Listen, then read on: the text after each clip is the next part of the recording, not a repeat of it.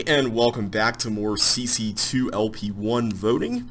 I'm JB Lewis, and today we're going to take on the back half of the Ostrich pack, I hope. Before we do, though, I'm going to take care of a few housekeeping items, namely vote changes. The first one, unfortunately, will involve a couple of Josh's submissions. At least I think Josh made both of these. The first one is Liquid Defense, and I am going to revert my rating back to the original 4 stars I was going to give this. And the main reason for this, I guess there's two main reasons. One of them is the length of the level. I did still find the level a little long on second glance, and I feel like the concept could have been serviced a bit better with a different length, or maybe some iterations. I know Josh tends to stick to here's a concept community, just do whatever you'd like to with it, and I think that's really good in a lot of cases, but in this case I feel like this could have been better serviced with maybe a little more, I don't know, just maybe 3 shorter sections or something like that. But still a very good level. I'm going to give it 4 stars. I really liked it a lot. And by the way, that has nothing to do with getting frustrated on it. I just want to make sure I make that absolutely clear. This rating is in no way related to that. The second one is International Quine Blue. I really liked this level, but I thought about it and then I realized this is one of those levels that falls in that category of having 4 different, quadrants of a thing to do. Technically, with the whole ice block thing. Still a good level. I like the aesthetics of it, but on second thought I kind of softened on it a little bit. And then finally, the last one is going to be Fair Trade. I gave this 2 stars, but I'm lowering this to 1, guys. I found this level to be a little bit dull, and it had this one little twist of the yellow teleport pickup, but I didn't really think that was all that interesting. So. And there's a lot more interesting railroad maze type levels out there, so I am going to just give that one a 1. I will, however, mention I did look at the replay off screen for, let me get back in focus here so you can at least have movement on the screen. I did look at the replay for intent, understand, skill compatibility, and the one thing I was missing at the end was that you're supposed to send the glider to that force floor alcove thing on the right side where the other player is, and then send it back, and then it goes into the gray button and all that. So that's the solution. I feel kind of dumb for missing it, but it was late and I hadn't eaten, so I'm hoping now that I have eaten stuff. It is not late at night. I'm hoping the back half of the set will be a little bit better, and I actually do have a time limit this time. I have about 3.5 hours. So I'm hoping we will not have 4 hours and 40 minutes of continuous gameplay, because that was a little rough. So anyway, we're going to start with level 26, which is Stepping with Stones. And this looks like a pretty simple Sokoban level. I say that, and it may not be all that simple at the end of the day.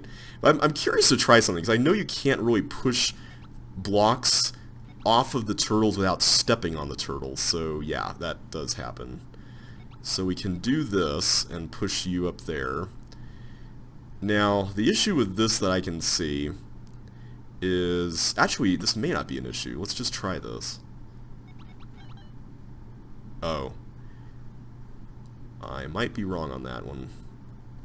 Yeah, this could be an issue, because now I can't actually get that. Okay, never mind.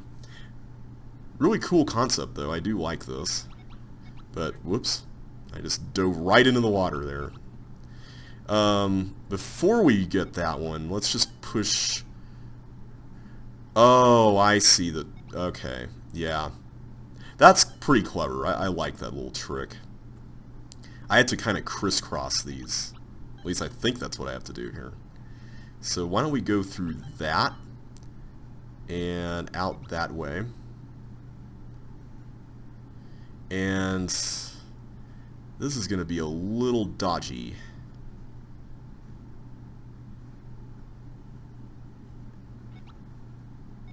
Yeah, that's not actually going to work, is it? Okay, maybe we shouldn't push that one up so quickly. Let's just do this first one. Why don't we just do this first one here? Because I think getting out through there is fine. I just have to be really careful about which ones of these I use, and I think if I'm careful enough, it should be okay. I'm just going to leave it there. I'm not going to push it the whole way, because I think that's a trap. Instead, well, wait a minute. No, this is also a problem too, because if I push this to the right, then I'm not going to have a spot available for that guy to go through, which itself is problematic, unless I position this arrow block on that turtle, get this over here, and then slap that there. Maybe that's the way to do it?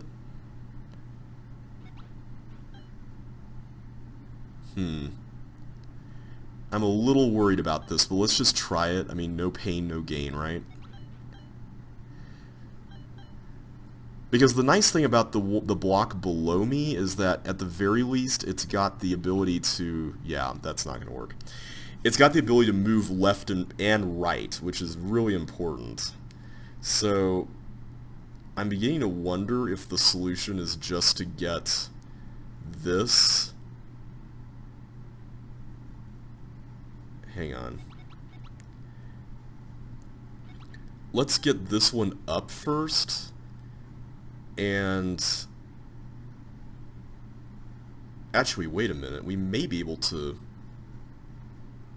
Wait a second. I have an idea.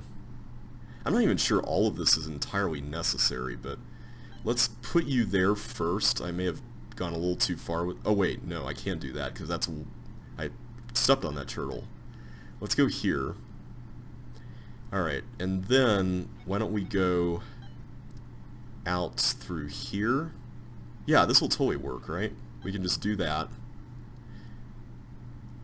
And then do you, right? And then go here. There we go. Alright, that was really easy. I didn't need to actually do anything super fancy with that one. So that was fun. I'm going to give that one a 3. I think it's a really solid concept. Again, it's one of those things that feels a little undercooked in terms of maybe being able to have more interesting applications, but I really enjoyed it though. So, at any rate, we're moving on to Train Yard, which, okay, that's a little concerning. So, it would seem that every time I go through, yeah, oh, there's multiple chips here. So I could just, like, hang on. If I go through the whole thing, can I clear the way for my buddy here? Yeah, I can. Okay, so you can't really get stuck, I'm assuming. Unless there's just something I'm missing. So at this point, we need to figure out what the objective is. Apparently it's getting down through there, so let's just continue our path here. And now we're both stuck. Okay, I take it all back. Let's go this way, because I really want to push the block down. So the problem I'm seeing here is that the block can... Oh. The block can go, but then you can't. Which is an interesting dilemma. I really like that though. That's an interesting little issue to have to work around. But once you get those rail things, you should be fine, right?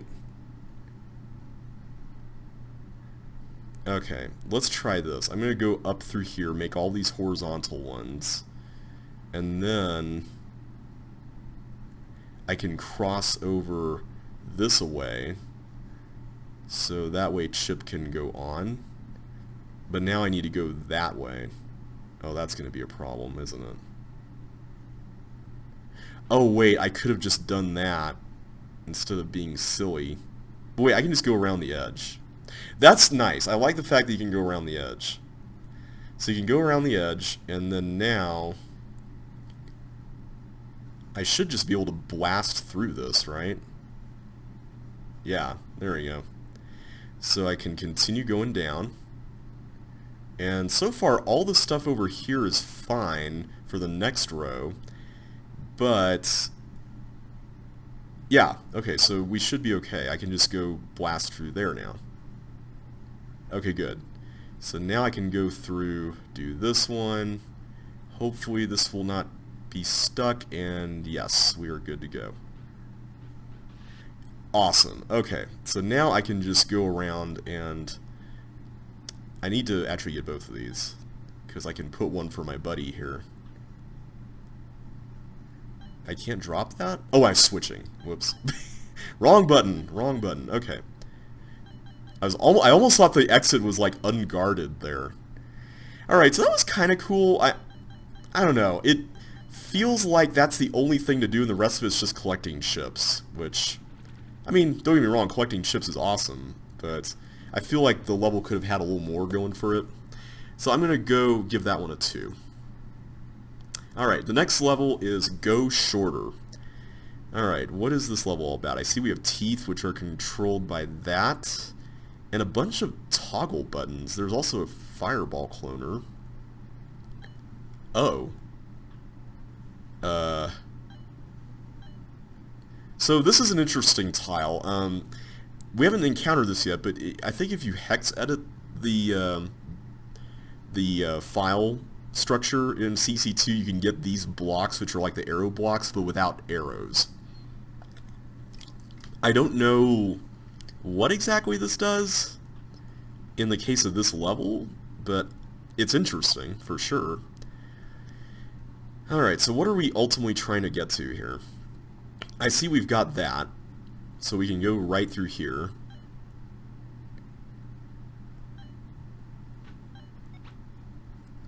Oh, okay, so I'm trying to make sure that the fireball doesn't hit that, because then the teeth is going to be released. Is that what's going on? I think that's what's going on, because if he hits the trap button, that's going to be cloned a bunch, because that's a cloner, that's not a trap thing. So it seems like the principle of the level is you want the fireball to not last out here as long. So I'm guessing we want to go for like the hardest ones first. Let's see if we can even do that.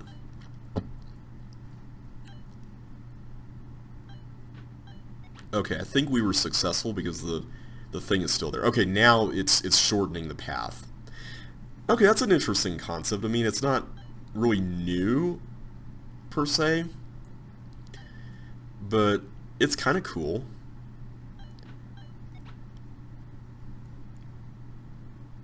Again, it feels like another one of those ideas that could have been done just a little bit more interestingly, if you want to call it that. Also, do I have to press the toggle button? Hang on a sec.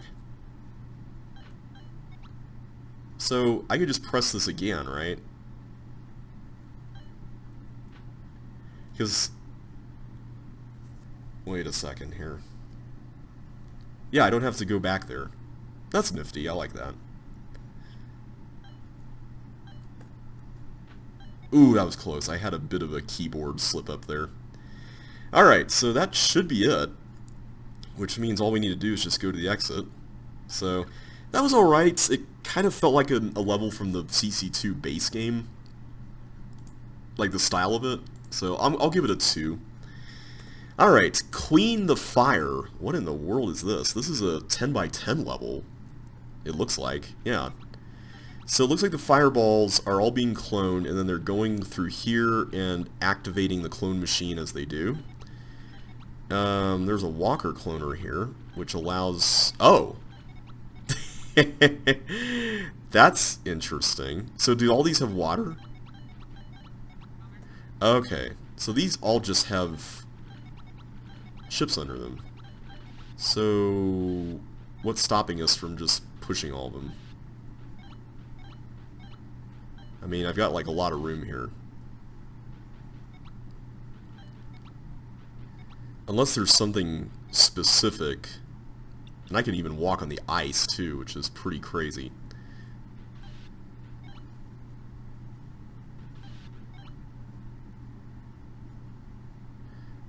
I may have goofed this up. Hang on. Okay, never mind. I think we're fine.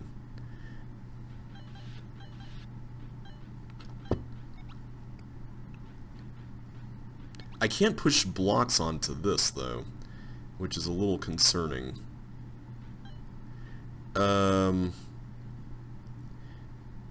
But I could just hold the trap down with one of the blocks, so I'm going to save that. But yeah, I cannot get blocks onto the deal there. So was I supposed to not push an ice block there, because now it's going to be...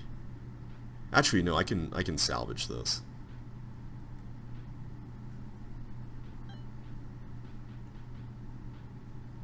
Where's the remaining ship out here? There we go. Gotcha. Alright, so now, as long as the walker doesn't do anything weird, it should go into the bomb, or do that. I forgot that goes right. I thought it went up for some reason. That was dumb. Yeah. I think I'm stuck here, guys. That's a shame, because I can't get over there. I can hold the thing down, though, so that's kind of cool. But, yeah, I can't press that button, because it's inaccessible to me. The walker can't get there, so I think we're cooked. So, let's take some lessons learned here. As far as this is concerned... Maybe the objective is not to stuff that area. Maybe the objective is to create one long ice path for the walker. That would make a little more sense. So why don't we give that a shot?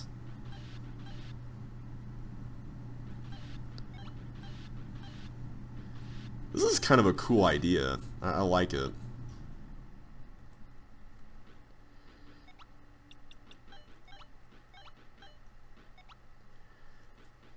The sound effects in CC2 are funny. I know some people don't like them. I think they're kind of charming, though. It's kind of how I feel about the base game for CC2. You know, it's a product of its time, and I'm not going to be mad at it for being a product of its time. How do I untangle this? I suppose I could just get in here, right?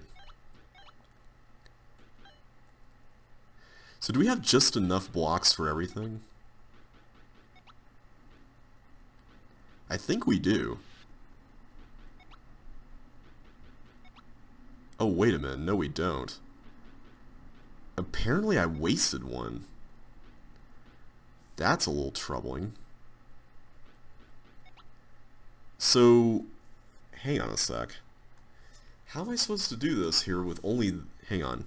1, 2, 9, 16, 21, 26... 40 blocks. We've got 1, 2, 3, 4, 5, 6, 7, 14, and then 20. Yeah, so that should be 40. Did I just waste one by accident? What did I miss here? Okay, let's just do that for now.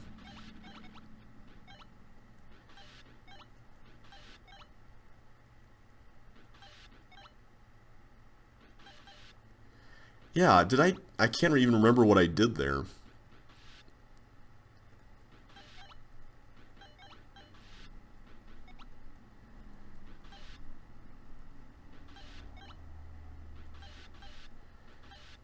I'm sure someone in the comments section will notice. Because it's exactly 20 tiles to cover. And then we got this, which is like... we have 40 blocks here, so I don't... yeah, I got 3 left, so we're good. Did I accidentally turn one of these into water or something? I wonder if somehow that's what happened. That might be it. At any rate, let's go and let the walker fly there. So now I can go and do that. Oh, I can just stay... Oh, whoops. Okay.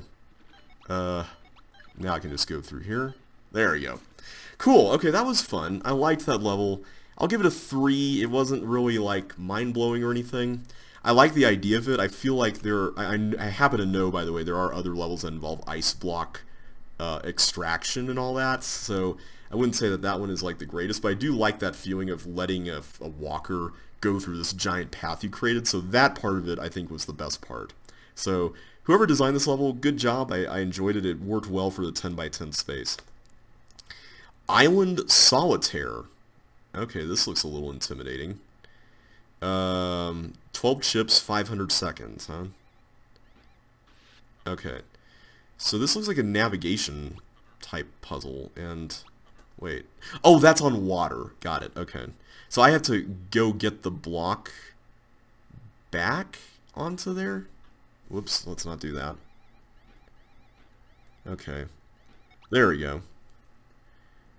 Do I have a choice in this? Oh, there's something going on. Or I think that was me. Never mind. Okay, this is another one of those 4... Oh, hello. You can get bonuses there, apparently. Okay, interesting. This kind of reminds me a little bit of Recess from CCLP3. In fact, this might even be the wall pattern of Recess. I can't remember off the top of my head, though. So let's push you down. And then we'll just rinse and repeat over here, I guess. Alright, so now, how do I get to the edge, is the question. Can I go through here? No, because that's ice. Okay, I'm stuck. Is there an edge space anywhere here? I'm just going to look around. Because from where I'm sitting, I don't see like an entrance to that path.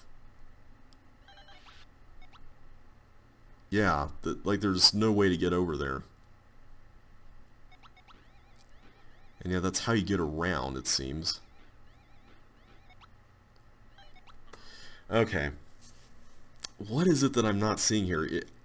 It seems like you have to use all 4 ice blocks to get these chips, because these chips are over water, right? First of all, let me look at that exit area again. I don't know if there's a clue there at all. I see a block here, but I'm forced to push that direction. So, what was that? Why did that toggle door close? Okay, see, stuff like that kind of worries me a little bit. Okay. I don't know how to get out to the outside of this. Like, unless there's hidden skates or something under one of these, but I pushed all of them, right? Like, you saw me push all of them. Yeah, this is definitely the walls of Recess. I can't think of someone who's been building walls of CCLP3 sets. Oh, Josh did! I think Josh did a walls of CCLP3 thing, right? Like, he was starting to, and then he decided to make it a CC1 set. So maybe Josh made this. I'm not sure, though. Okay, so we got all the keys. So maybe maybe we have to just go back. So hang on. I noticed we got all the keys. Wasn't there a transmogrifier there? Maybe we just turned into Melinda. Yeah, we do. I thought that this was all optional, but now I'm seeing there's an exit here. Okay, so we want to end with that area. So let's go the other direction. Okay, that was kind of cool. So if we do it this way, we'll turn to Melinda, and therefore we'll be able to walk on ice, which is what we want. So that's perfectly fine by me. Just making sure I don't make any missteps here. Okay, so now I can cross here. I'll just go immediately back, and then now we can just get all these bonuses. Yay!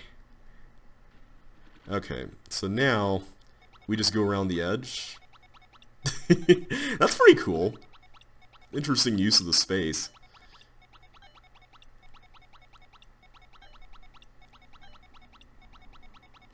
Okay, if I'm not mistaken, we can just do this, yeah. Except now we can't actually go that way. So I wonder if that toggle thing could be stopped in any way. Alright.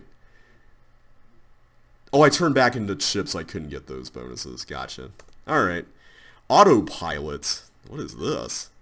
Apparently I don't want to have any red keys to get to the exit. Oh. Okay, so it's like you go through these and... How does that work? Huh. So it really is just... You go through them until you change directions. Like I'm having a keystroke there in order to do that. That's interesting as a concept. Tyler, did you make this? This looks like a level you would make. Like I'm just looking around here. This feels like a Tyler joint here.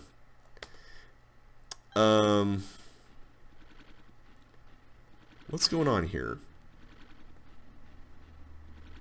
Okay, that's clearly not a good idea to follow the monsters exactly, but... Huh. I guess I'm really curious, though, about how you get rid of the red keys. Like, that's my only deal here with this. Okay, I think I actually have to get boots there in order to proceed forward. I should probably hold off a little bit on restarting so much, because I do want the chance to explore and everything. So I think the solution for this area is... We need to be able to position these in their respective slots, like that. And then we roll them so that they can go across and successfully detonate the bombs. Is that correct? Okay, good. That's really good. I hope there's, like, plenty of, You know, I just realized, I bet we were only supposed to collect that one red key at the beginning. I bet that's it. Oh wow, this looks intimidating.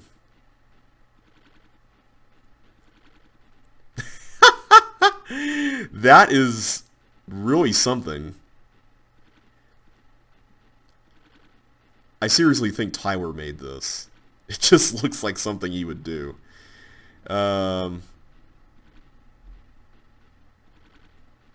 Okay, that area there is definitely...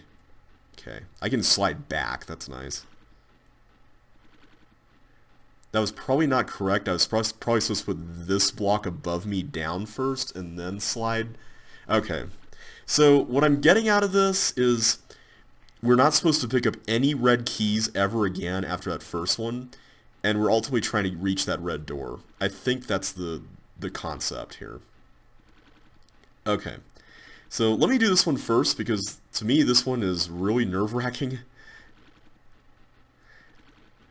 The idea of traveling along all this is so fascinating. Like, the feeling of flicking that block, like, it actually felt like I was flicking a block, which is weird, because, like, the timing of it, whoa, whoa, whoa, whoa, whoa. The timing of it was so different than anything else I've seen here in the game. Okay, what am I supposed to do with you? I guess just go back? I think that's just one of the keys we need, so let's just go back. Seriously, though, this is... such a cool concept. Okay.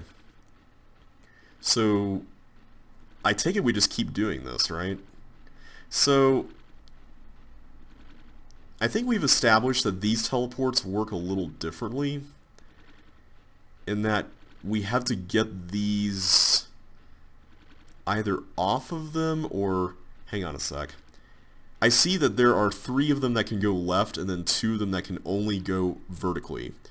So I'm guessing the idea is that we're supposed to shut these down so that these don't connect there to the bombs, because there's no way we can destroy the bombs, and I can't push blocks into those teleports. So I'm left to assume that that's the plan of action here.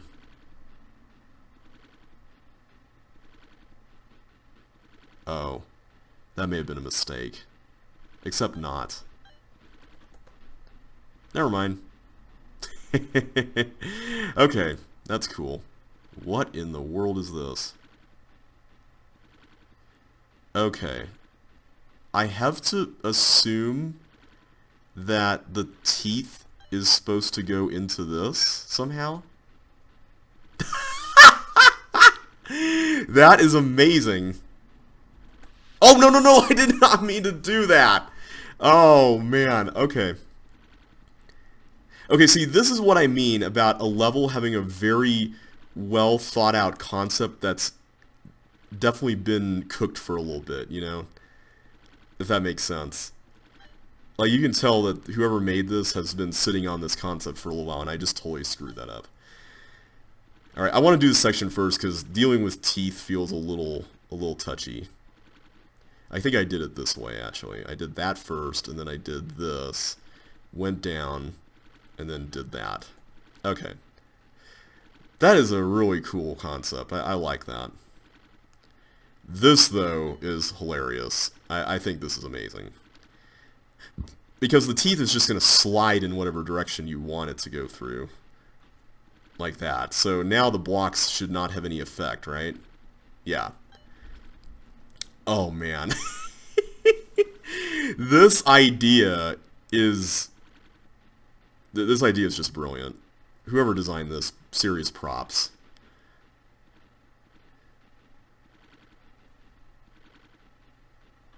Ah! I thought it was just going to flick again, but I guess that's a timing thing. Alright, let's do that section first. It's a little timing heavy, more so than I thought. Okay, there we go. It's not that bad. I was overreacting a little bit. I like this section because you're really forced to think on your feet. But it's not, like, overly complex or anything.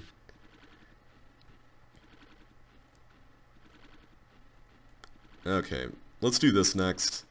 We at least know how to do this, thankfully.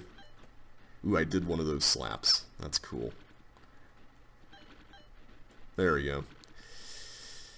Got you done. Let's go over here. As long as the teeth does not slide down vertically, we should be fine. There's also, thankfully, plenty of room for the teeth to... No!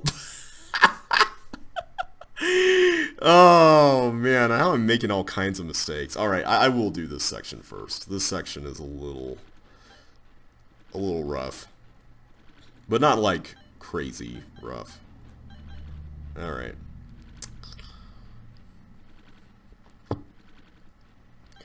But yeah, like I said, this is a good example of how to take an interesting idea and develop it.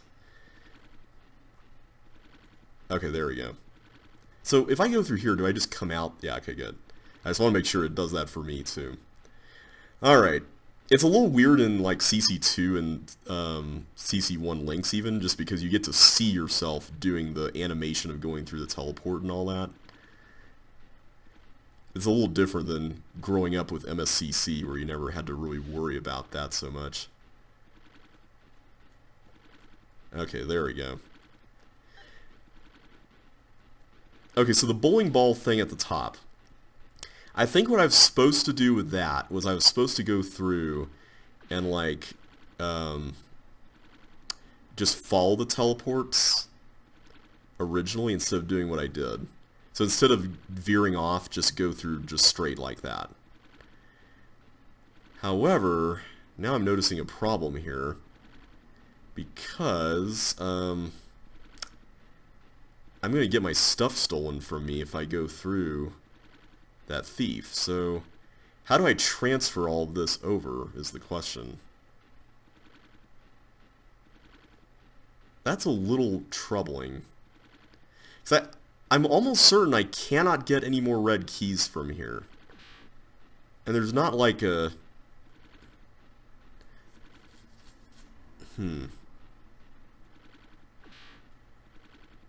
Yeah, I don't see how you do it. How in the world do you do it?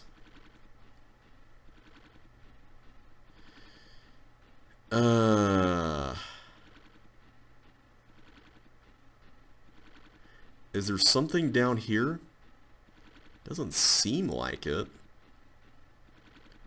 Yeah, this is all pretty self-connected with no real stuff going on there.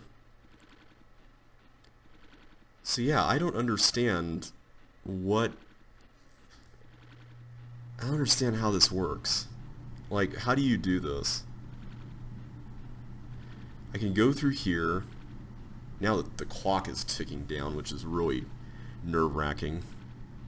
None of these boots in any way help with being down here, right? I mean, not really. I'm just going to look around the rest of the level. I like that little opening section just as an introductory bit. That's pretty cool. But yeah, it's just that part. Like, that's all that's left in the entire map. Like, there's literally nothing else.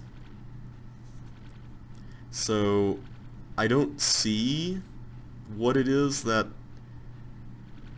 Because that is a boots thief. Like, I can't carry boots through that, right? And I can't put... So I can go through here, I can let the bowling balls run, but they're subject to the same rules of going through the teleports that I'm going through, right? So... I mean... Unless there's just something I'm missing with these. I mean, if they go through here, I'm pretty sure this one would just either die or bounce right back. Well, no, he'd probably die, because that's considered a wall if you don't have fire boots for a monster. And I'm considering a bowling ball monster. That feels really odd. I mean, I don't think there's a second red door in the level, is there? Is there a second red door here? Yeah, I don't get it.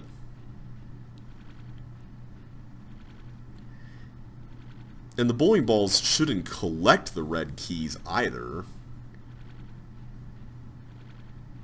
There's also no yellow teleports that I know of, so to create something between the two areas. Even if there were, I'd get them stolen right there. So really, the only thing I can think of is that there must be another red door somewhere, and I'm missing it. So let's just look around. Is there? Nope, it seems to just be this one. That's a bomb. There's nothing else down there. I just want to make sure, because I didn't really explore down there. This area is just this little turnstile.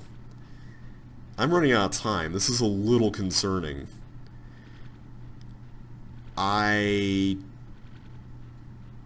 Is this like a matter of overflowing the key counts or something so that you go back to 0? Because I know that that's a bug somehow.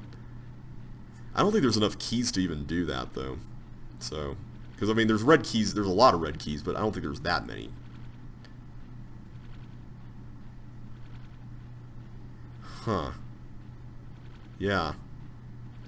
I don't know. This is... Oh, wait, we're supposed to put them out here. Okay, hang on. Whoops. Hang on. There we go.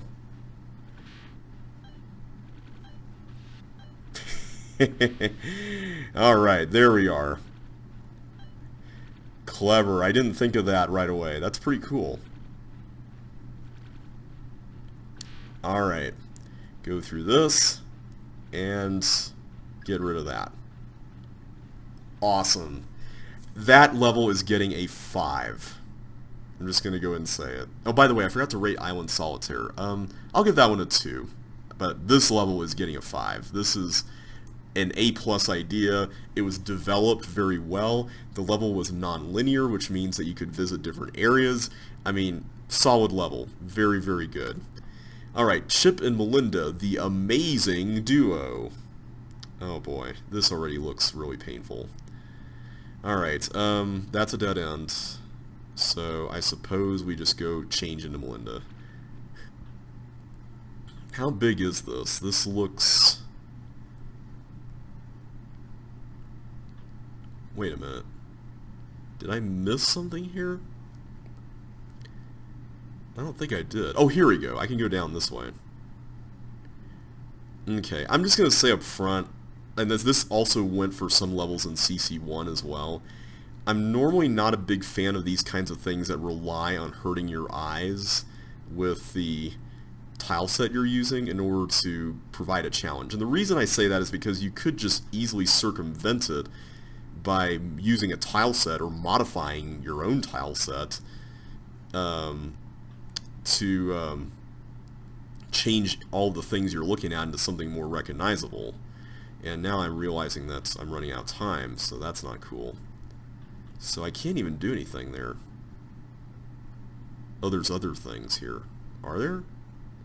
Are there? Maybe not. Okay, let's go this way. Apparently that's not correct either. Yeah, I don't think I'm going to solve it on this attempt, but I think we can kind of get the idea. I think we're on the right track at the very least. Yeah, this kind of level, normally I'm not really a big fan of it. It can be, like, the whole concept behind it can be easily circumvented, and I think there was a similar level in CCLP3 voting that involved, like, recessed walls and traps or something. I think Craig Vilbig made it for the last few chips or something, or whatever that set was called. And it was called, like, Seeing Dots or something like that. But it had the exact same idea of you need to basically hurt your eyes in order to solve this, which, yeah, just not really my thing. Also, how do I get out of here? That's not going to lead anywhere, but this does. So maybe let's go this way. So there's two choices here. Let me go... Okay, that's a dead end. Let's go this way next, then. This feels like the sort of level that would have been in the original set.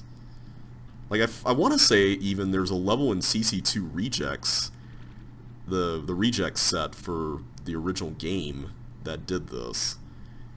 I wonder if this is actually it. It might be. How do I get out of here?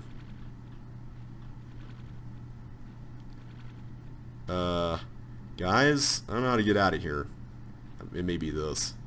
Please let it be this. No. Okay, I think we are on the right track, though. I mean, we were really close to the exit, so I'm taking that as a sign that we covered a lot of ground, and therefore, hopefully we're in the right space.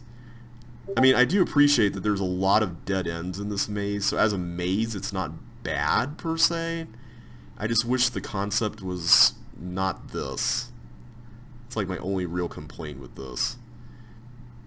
Because the idea of putting a time limit on somebody for something like this, for a maze at least, is, in general, like, if you can execute it well, it can be really interesting. But this particular concept just doesn't really jive with me. I'm not really a fan.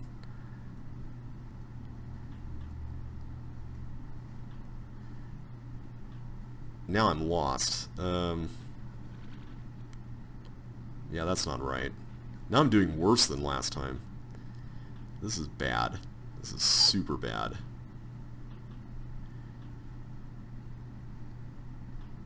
Oh, here we go. I can go here. But I thought we went here. Didn't we? Yeah, because there's like nowhere else to go with this layout. So that's a dead end. It's an interesting idea, like a double maze thing, but double mazes are like a dime a dozen now, and I feel like there's better out there. Let's just continue going down this way, because I know there's a way we went through this that led to something. Come on, stop doing that. My keyboard's being a little jittery. Or, not my keyboard, my fingers are being a little jittery, rather. A little difference there. Alright, let's just take the time to examine this, because I feel like if we stopped and looked for a minute, we might find something. So I can't go any further there.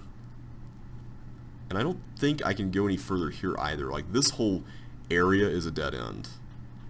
But I know that there's another way down. Like, I remember there was another way down, and I'm trying to remember how I got to that. It wasn't through there, and apparently not through there. I know I went down to the lower left corner, and that led to all kinds of cool stuff, but now I can't even remember how to get back. This is taking way longer than it needs to. Let's just start this one over. I know I went down some way. Was it this way? No, because that's a dead end. Was it... No, it wasn't there first, because that's also a dead end. Yeah, it was down this way somehow. I remember this. I went this way. There wasn't really any other way to break through the wall of Melinda, the tiles there. So... yeah. Is it just getting around that? Is that it? Now this is a dead end too. Unless, no, that's a dead end, and so is that. This one path here is a little confusing as well. This kind of reminds me of a level I made, except it was a blue wall and invisible wall maze called Mirages. And it... Oh, here we go! This is the way I went. This is it. Man, that took way longer to find than I ever expected. But yeah, there's this level I made way back in the day called Mirages, and it kind of had this idea of a maze that you would switch up a bunch. But unlike this one, you didn't have to hurt your eyes to solve it. And now we're way behind on time, and yeah. At least we now know how to get back there, though. That's nice. Yeah. Alright, so let's just get directly there.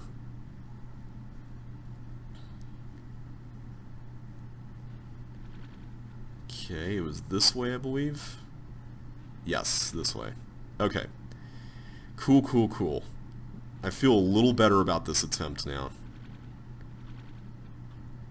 Okay, so now we just need to figure out how to get to the exit, now that we've got like a whole minute. Okay, so this path going up here, that seems to be a dead end. I can't do anything with that. This path, though, I can switch there, but that doesn't seem to do me any good.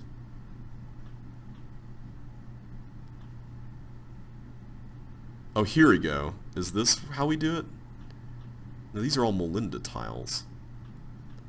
I feel like I need to get to this. Like, that's the key here.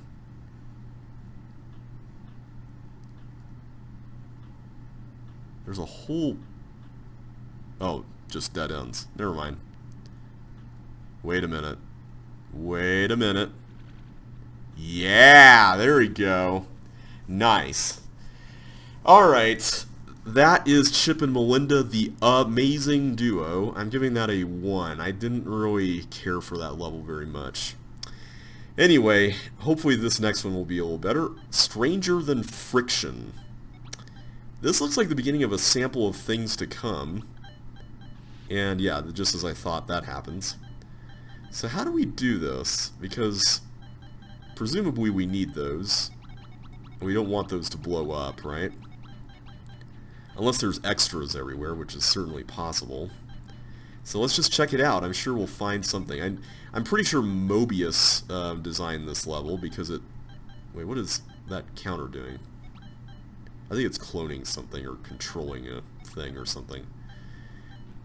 This looks remarkably similar to the original, and I'm just going to get the bonus just for kicks and giggles there. Alright, doesn't this hallway look impressive? Color floors are so expressive. That kind of rhymes. Okay, I'm a little confused as to what controls what there, but we'll try to make it through this. There we go. Alright, what do we got going on here? Okay, random force floors. Oh no! That room filled up with walkers. Oh, there's a... Oh, I see. I was a little worried there, level, but you got me. This is interesting. I feel like I might rate this a little higher if it felt a little bit more distinct from the original level. And let's drop that. Okay, I have to go this way, like the railroads are forcing me. The way that works is kind of cool. Alright, I hope this doesn't adversely affect everything. Especially because the teeth are going to blow up those green bomb chips, but... Oh, those were regular chips. Okay, never mind. I feel a little less bad now. Alright, what do we got going on here? So it seems to be a self-contained Sokoban puzzle. It kind of looks like one of those rush hour sort of things. So I see we've got 5 buttons, and we've got one block that can go anywhere, which is an interesting twist. That seems to go there. I kind of want to get this in a place where I know it's going to be useful. I feel like this has to go at the bottom. Yeah, I'm pretty sure it has to go to the bottom, because I don't see any other way.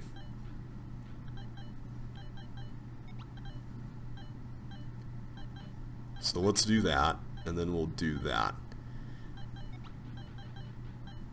Okay, not sure what we accomplished by going through that inverter there, but hopefully it's something good. I've got 25 chips left, and I hope this is enough, so let's go for it. We got the water, or the flippers we need to get through this, and it looks like 7, 8, 9, 10. Yeah, this is 16 chips, so we should be good to go on this front. I see we've got cloner action at the end there. Alright, let's... Okay, cool. I was a little concerned about that. Okay, and then we get more. How in the world are we supposed to do this? Hang on a sec. Also, the level title reminds me a lot of, what you call it, Portal 2, which I'm guessing is the reference. Can we get through just on 3? 'Cause that would be nice. I kind of just want to ditch the flippers. Let me drop the flippers and just get a 4th one. And then we'll move forward here. Yay! We got rid of the fireball too, which is nice. Alright, so now there's no more cloning. Okay, that was pretty cool. I'm going to give that one a 2. I didn't think it really did anything outstanding, and it felt way too similar to its original counterpart, so not exactly a favorite, but it's still an enjoyable one. Alright, Whisper by Hidden. Alright, what do we have here? This looks like... I'm guessing this is going to be a ghost guiding level, just because there's a foil tool. Yep, there's a ghost, and it's got speed boots, apparently, which is a little intimidating. Don't tell me it has to get through all these buttons. Does it have to get through all the buttons? Let me just look at what's coming up. I'm assuming yes, but yeah, it does. Okay, so the challenge is pretty clear. We have to create one long path for this guy. So, he can't go on the custom floors. I'm just going to start with going through that first, and... Oh wait, I just set up a thing for him, didn't I? Yeah. Okay, well I guess we're forcing him up through that area.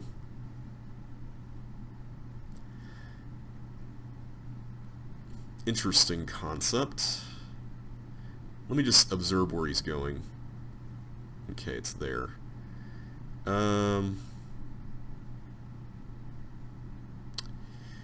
I could just put a thing here, have him go there, because he's always going to turn left if he can. And that way, yeah, he hit the button. And so this way he can just go this way. I understand this is probably going to be a very long route, but I'd rather have it be a really long route than... Oh, we still haven't solved for this button. Why don't we put it there, and then we'll have him go right to the tank thing some other way. I just have to be careful not to... Okay, so as long as I can get him out of this column, we should be fine. But that's a little easier said than done, isn't it? Yeah, because now I've blocked that off, which is a problem. But I think if I were to, let's say, go over here, I could do something like this, where he loops, like that. Because if he loops, then we can get him over here. But then what? Oh, wow, that was close.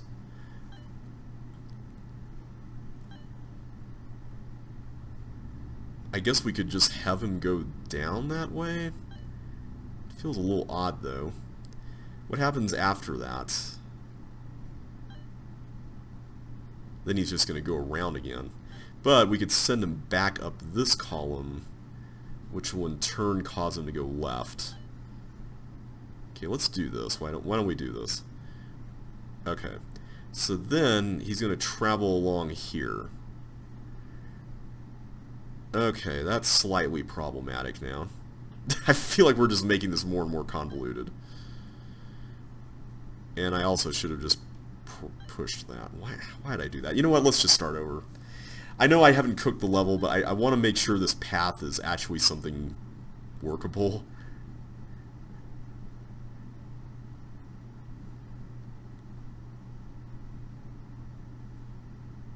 Okay, first things first.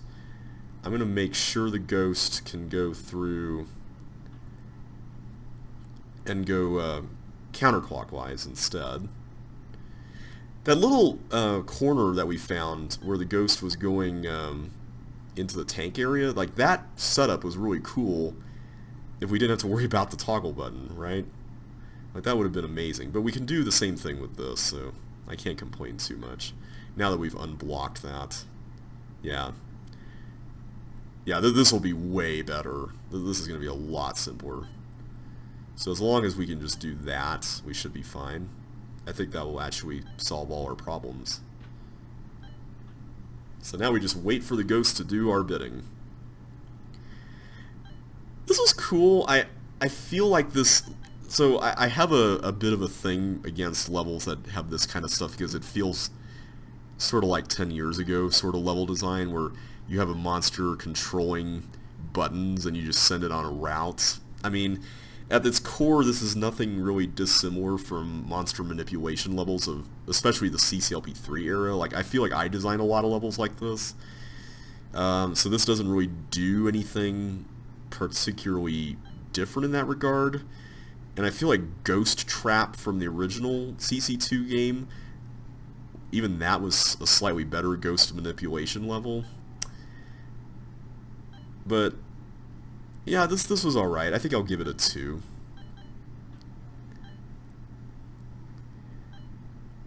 It was a nice level. I did enjoy it.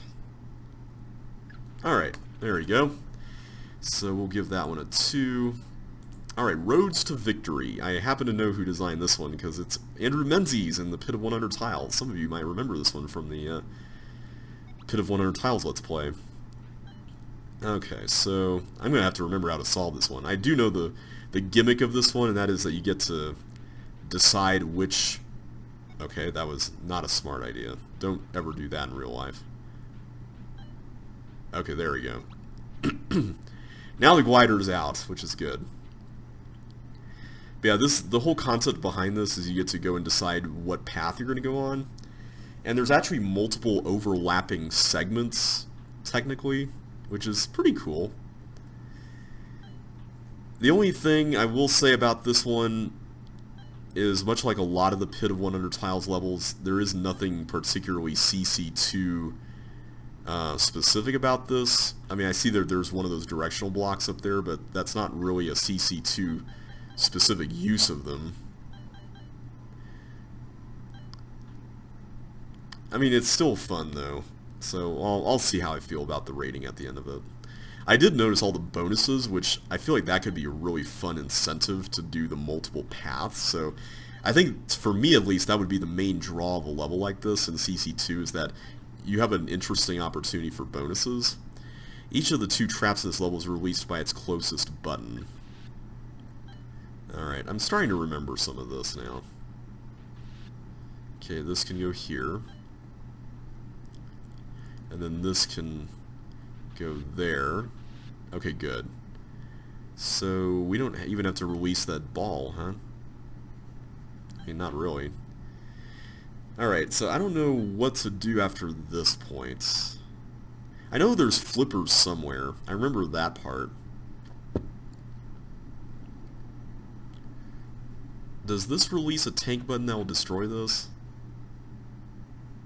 No. Okay, never mind.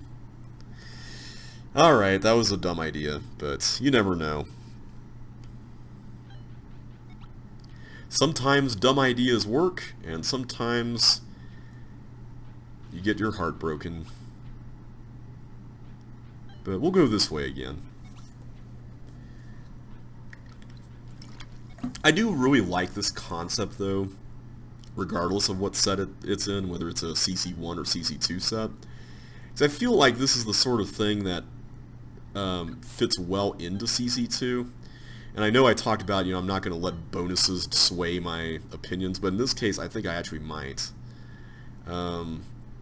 Just by virtue of the fact that this level was practically made for that purpose, And I think it works pretty well for that. And now I don't know if I can actually get the teeth, unless I go back to the beginning. I guess I could get the teeth that way.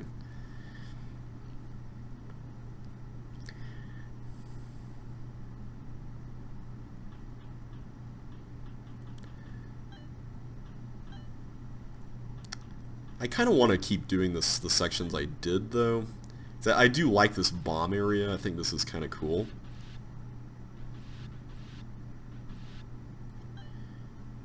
I wonder if... I can't remember if there's multiple things you can do with the bombs, but given the fact that there's only 2 exits out of this room, I'm guessing no. Okay, so now let's go to the top half, because the teeth should be fine.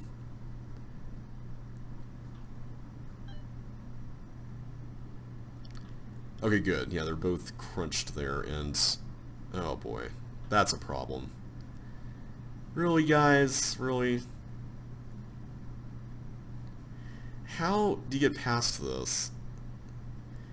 Okay, this may be a bit of an issue. There we go.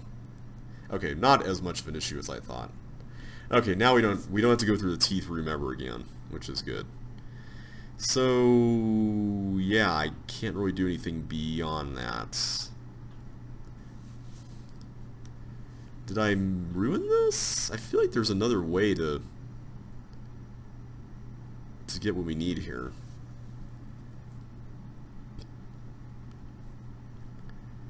What did I do incorrectly? I see I have skates, but what did I miss? Also, where did the glider go? That's one question we should be asking. Where did the glider go? Oh wait, I don't have to go through that anymore. I can just go right through here. And what's the point of... I thought there weren't ways to cook this, in terms of like making the wrong choice or something. Was I wrong? I may be wrong on that. Maybe I've just happened to pick the right things every time I've beaten the level or something. Okay, let me be a lot more judicious, I guess, with what doors I open. Because I know you can go through this bottom area and be totally fine, and oops. I have a comment on the last video there. I'll read that later. So I have a red and a blue. Do you have to... oh, I bet I know what it is. I have to stick with a side. That's what's going on. If the hint... maybe the hint should be changed to mention that, because that's a little confusing. Let's just go this way, then. Actually, let's get this guy first.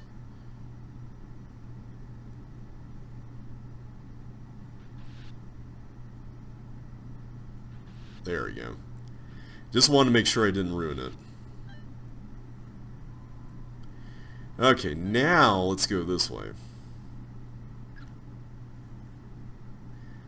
This section reminds me a little bit of California from CC2LP1.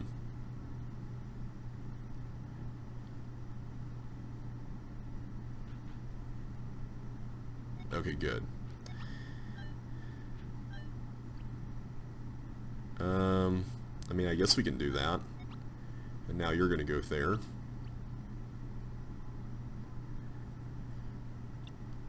I can also get this. What does this button do? That controls something way over there.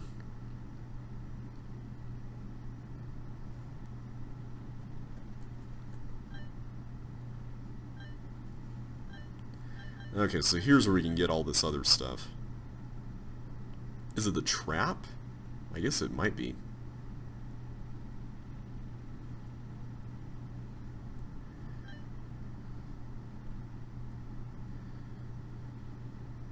Okay, what else have we got going on here? We got flippers and skates. I don't really see the need for pushing that necessarily. So we can go down here now. Okay, good. So now we can get all this stuff behind water, which is nice. I still haven't seen any yellow keys anywhere. But except for this one. I guess we can just go in there and grab it, but we have one here as well, and that one's free. So why don't we do that? Conserve our stuff. And now we can go back to this area, and we can go through and do something here. I see there's a green door thing there. That's what would get us a suction boot, but I'm not sure we really need those. I know there's a suction area that leads to the exits. Also, we can open the toggle doors, so aside from all the monsters being let out, I'm not really sure what that accomplishes. Yeah. I guess we can just go right into the exit by doing this, though, which is kind of cool. We get to do the chaos route. Yeah, the upper half of this level gets a little confusing with all the stuff you can get done. I'm a little worried about going in there. Not gonna lie. It's a little intimidating. Let's just get the bonuses here, I guess.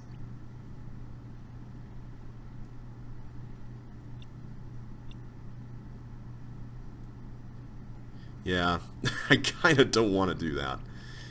I really want to get that green key. That seems like a cool thing to go for. And now I can freely swim around here, which is nice. The green key, at the very least, allows us to go into the, what you call it, get the fire boots. That's what I was trying to say. So I can't go in there unless I lure you guys out this way, so let's do that. Except I can't do that. Man! So I really can't get in there without the red key. Alright, let's figure out what we need to do next, because I'm not convinced we actually need to get all the chips. First of all, is there another yellow key in the level and I've just missed it, other than the ones there?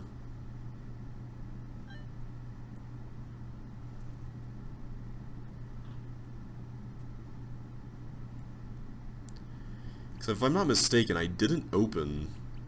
Yeah, I didn't open the second one. And I only have one, because it would show the number 2 if I had a second one. So maybe I was supposed to, like, go over here to get my yellow keys all along. Like, maybe that was the whole point. So I think only the glider can get rid of that. I don't think you can do anything else there, which is a big bummer. Did we just cook the level again? I really hope we did not. Because, man, I would be so mad if we did. I don't remember making this many mistakes last time I played this.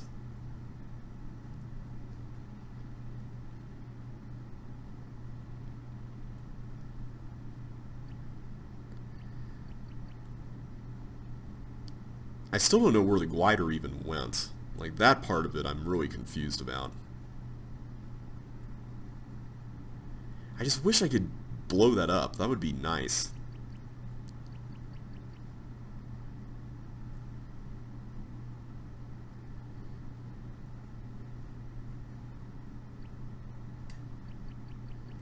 Yeah, there's nothing more there. So I guess all I have left is this. I really don't want to go through this room, but I'm going to do it. There we go. Alright, so Road to Victory's done. I'm actually going to give this a 2 as well. I like it. I just wish that the paths were a little more clear. Not to mention that for a CC2 level, I feel like there could have been more CC2 stuff in it. So, I don't know. It's a good level, though. I like it. I just feel like it could be refined a little further. Speaking of Andrew levels, though, we've got Chiptune Hero. This was from the other 100 tiles, and it was basically a riff on Guitar Hero. Pun totally intended. So, let's do this. I think we just have to get the monster off of these traps before they completely... Whoa.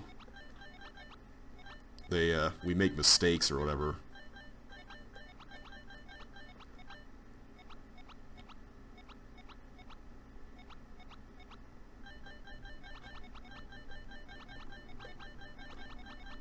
Whoa, that's a lot. No, no, no, no, no, no, no. Ah! Is that it? Yay! Alright. Oh, you get prizes! That's pretty cool. That's pretty cool. I like that. So I guess these would have cloned if we made more mistakes, I assume. That's awesome. I like that. Okay, you know what? I'm going to give that one... Oh, man, I'm conflicted, because normally I don't like levels that have the limited space thing. I'm going to give it a 3 just because of its bonus uses. Like, that's pretty cool. I was going to give it a 2, but I think I'm going to raise that to a 3. Alright, Unto My Path. This looks really... Okay. It seems like it's just bugs just going around. Okay. So that's a thing. I'm going to give that a 1. There really wasn't a whole lot happening there. Alright, Ice Block City. This looks a little intimidating. There's a lot of stuff going on here. I guess let's just get stuff. We'll get the bowling balls. Oh, I have to actually use the bowling balls here. This is interesting. Okay, that sound is going to really annoy me.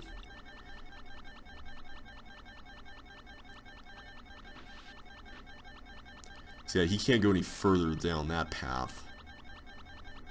Oh, was I supposed to push these a little further? I think I was. Let's start over. Now, is this a wall pattern that's being reused? I don't think it is.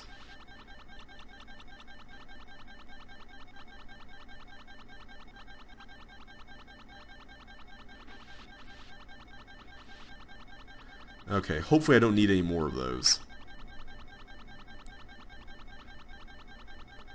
I don't see any other recourse but to do this. So let's do that. Alright, so we got a lot of stuff going on here, but it looks like this is most of the level. I don't know, like, where's the exit? Did we see the exit at the start?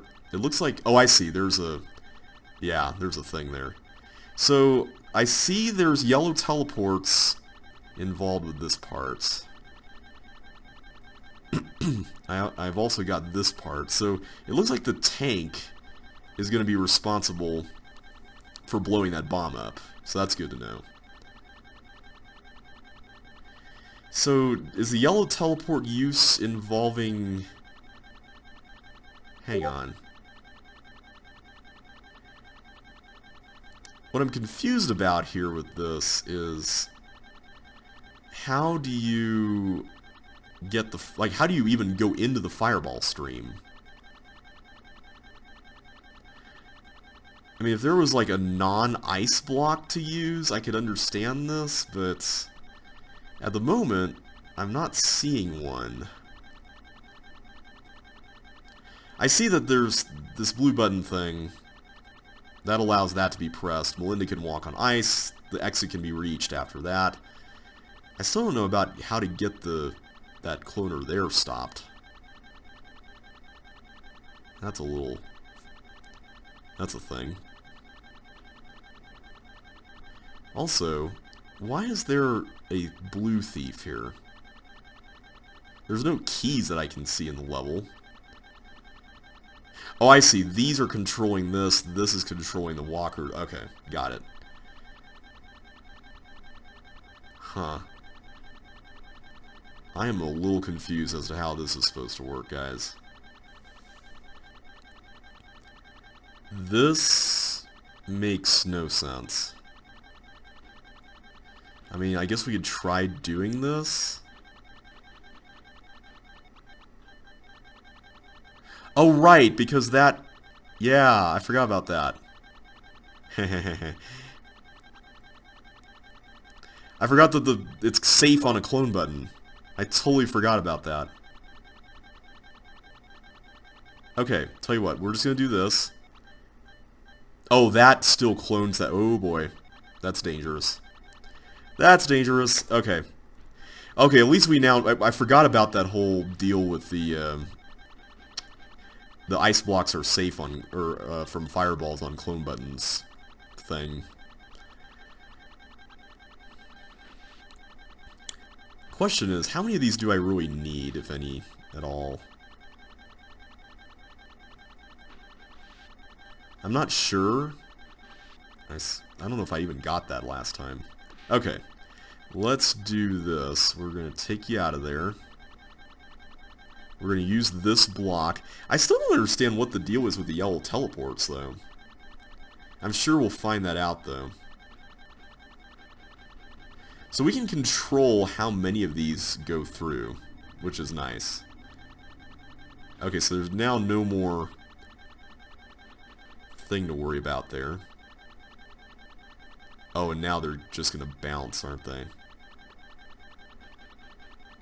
3, 4, 5. Let's just do 5. Oops, that was bad. That was bad. Not good. Not good.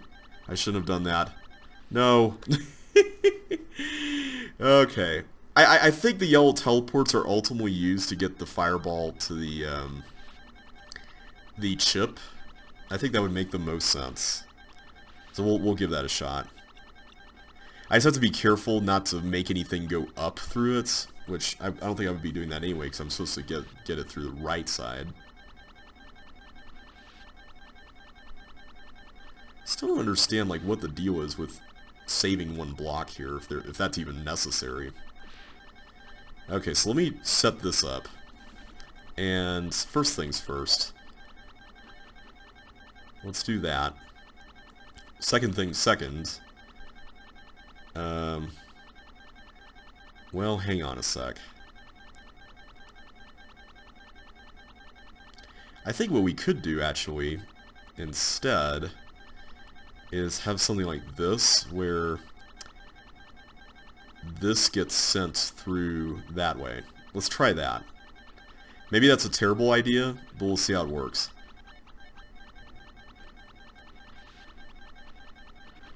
Okay, good. I think that worked. No! My ice block! No, my precious ice block!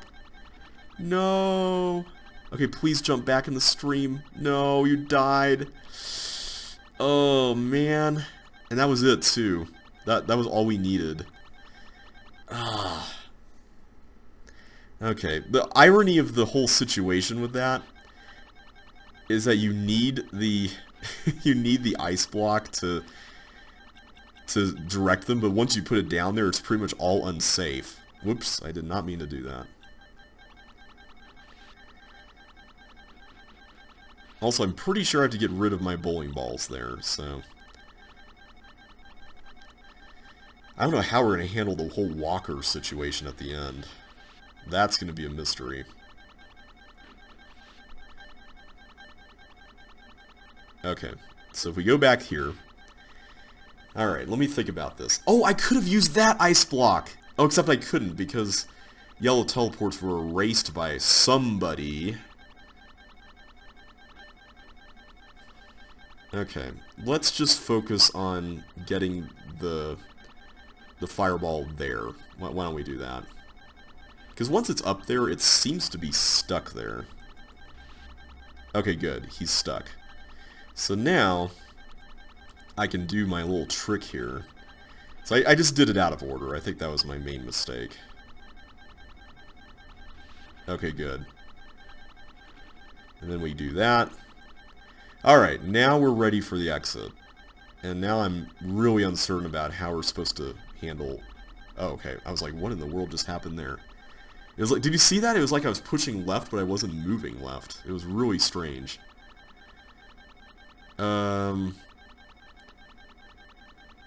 See, the problem is, I could push the ice block through a yellow teleport and have it go up. But if I do that, then these are just going to keep on cloning indefinitely and just drown right there. So I don't quite understand exactly how that's supposed to help. Unless the whole idea is just cause chaos over here.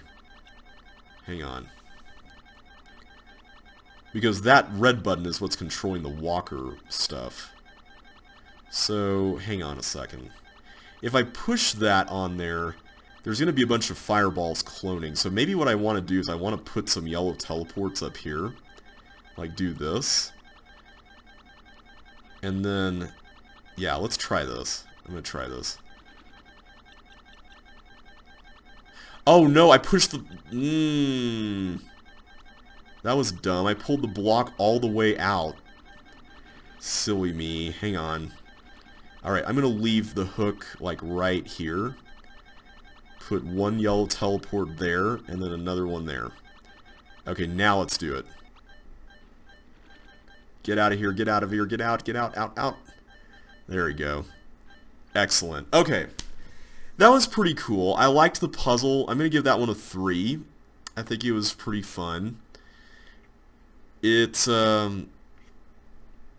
was a little strange at times with what you were really supposed to be doing, and I'm not sure if my solution was even right, so I might rate it a little higher if there was a more defined solution, but as it is, it's a pretty decent level. Alright, on to grenade. And this seems to be just push blocks into the end area, right? I see we've got paramecia, or as they're called in CC2, centipedes, roaming about here. This kind of reminds me, the way this looks, it feels like Pier 7 almost. Okay, how many of these do we even have?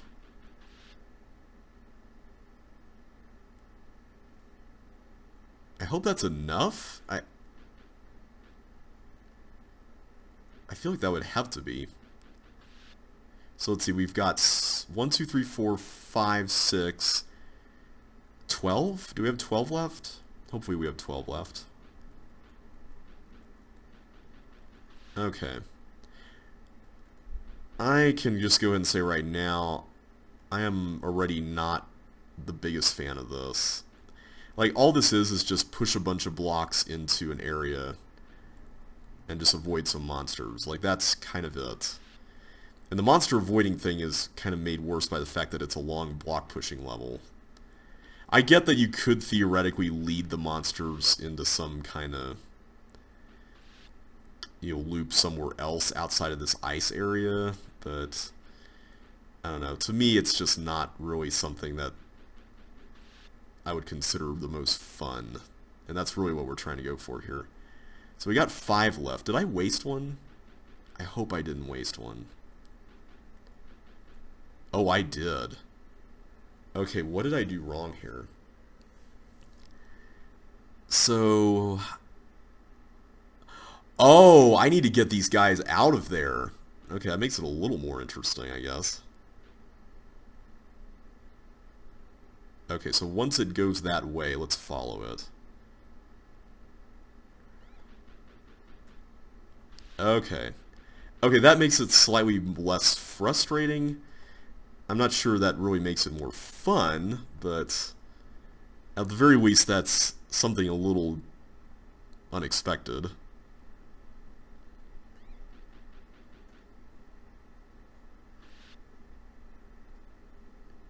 You know what? I just realized something. I should have waited until that was done before I did that. Okay. We need to be a little more mindful of when we push these. So let's get the first few in, and then we'll figure out when to get the paramecia there. I'm just going to keep calling them paramecia. I know that's not the official quote-unquote name anymore.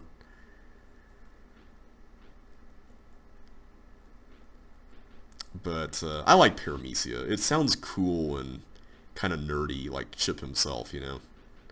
Alright, so I think it's these two. I'm pretty sure it's both of those, because we could handle everything else before that. Whereas both of those, we need those to be cleared before we can even do anything else. So the one's in the upper right corner, basically.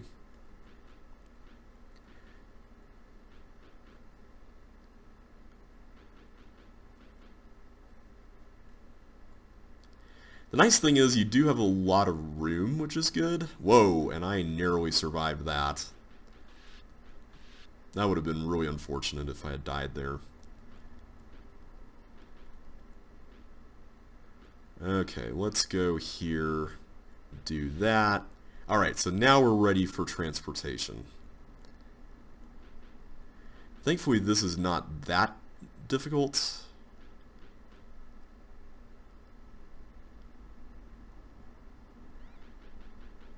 There we go. And then that. And I'm not going to risk that. Just wait. Not worth the death if that were to happen. This looks like the sort of pattern that Rock would have included in one of his own levels, and I missed that because I mistimed it. Yeah, this reminds me of that one level called like 10% or 13% or whatever that was called. There we go. That was the cue. That was the cue we needed. Okay, now it's just a matter of getting the other 3 blocks. So yeah, all in all, I'm going to give this level 1. It doesn't really do anything all that interesting. It doesn't really use any CC2 elements in an interesting way.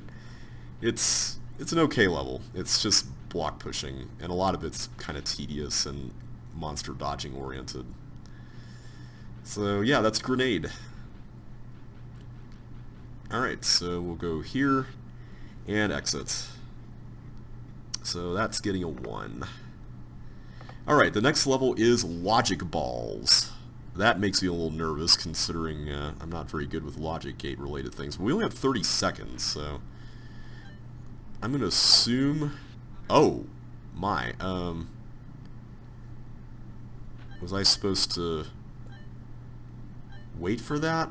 Okay.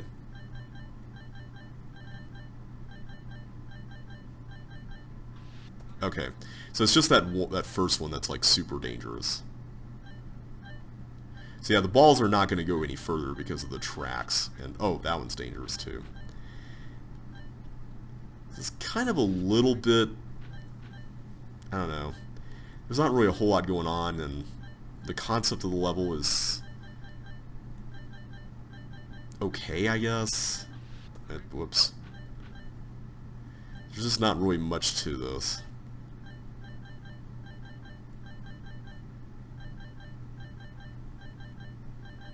There we go. We made it! Yay! That's getting a 1. Alright, 10 levels left. We made some really good progress in just like less than an hour.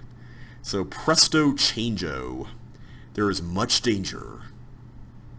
Alright. So what are we Presto changing?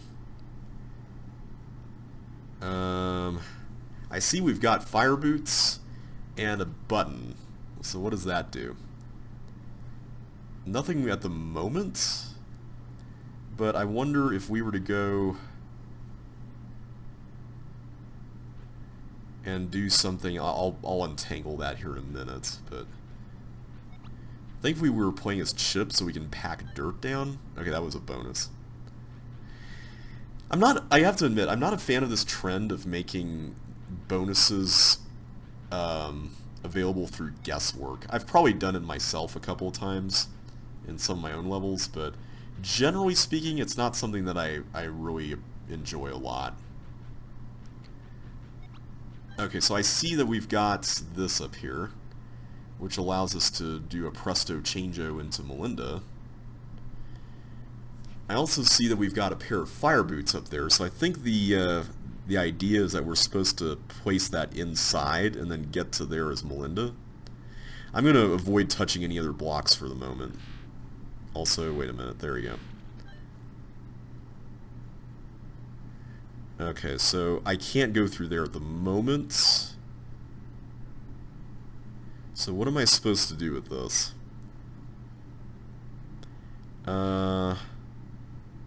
Let me go down here first. This is probably what I need to do initially, right? How are you supposed to get that bonus? Is that even possible? I don't think that's possible unless you have a hook. Yeah, I think you would need a hook to get that.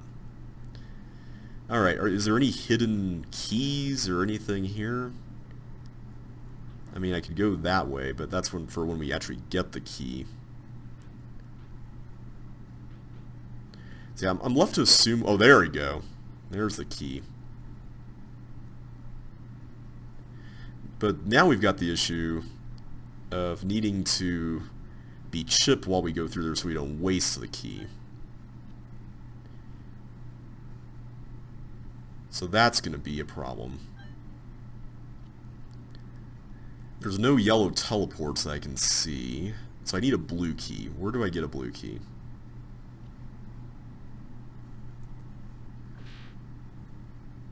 Is there anything up here? We're whittling down our bonus that we got earlier. There's flippers there, which would be amazing right about now. But I can't go that way. There we go. We got rid of our bonus completely. Yeah. Did I just happen to miss it under a block or something? There's a chip. Oh, it's right there. So I just need to be chip while going through this then. Okay. Easy enough. Let's do that. There we go. So now we'll be Melinda again. So that way we don't waste our yellow key. We can open that. And now we gotta... Let's see what we gotta do here. We gotta be chipped to use this green key without any adverse effects. Gotcha. And now we just gotta go back through there as Melinda. Simple enough. Oh! Pfft, wow. Why'd I do that? That was dumb. Alright, let's start this again. Man, that was a dumb. I did a dumb. I don't know why I'm getting a bonus when I'm just going to lose it all anyway here in a minute. Feels like that's a little on the pointless side, but that's just me, I guess. I like this use of the green custom walls. Like, it feels like a lot of people don't like those walls, but personally, I don't really mind. Like, I think they're kind of cool. I don't like the floor. I think that's where it's kind of a sore spot for me. Alright, so we'll put you there. Go inside. And I'm just going to go ahead and get through all the blocks here. I don't know how you're supposed to get that bonus. That feels impossible.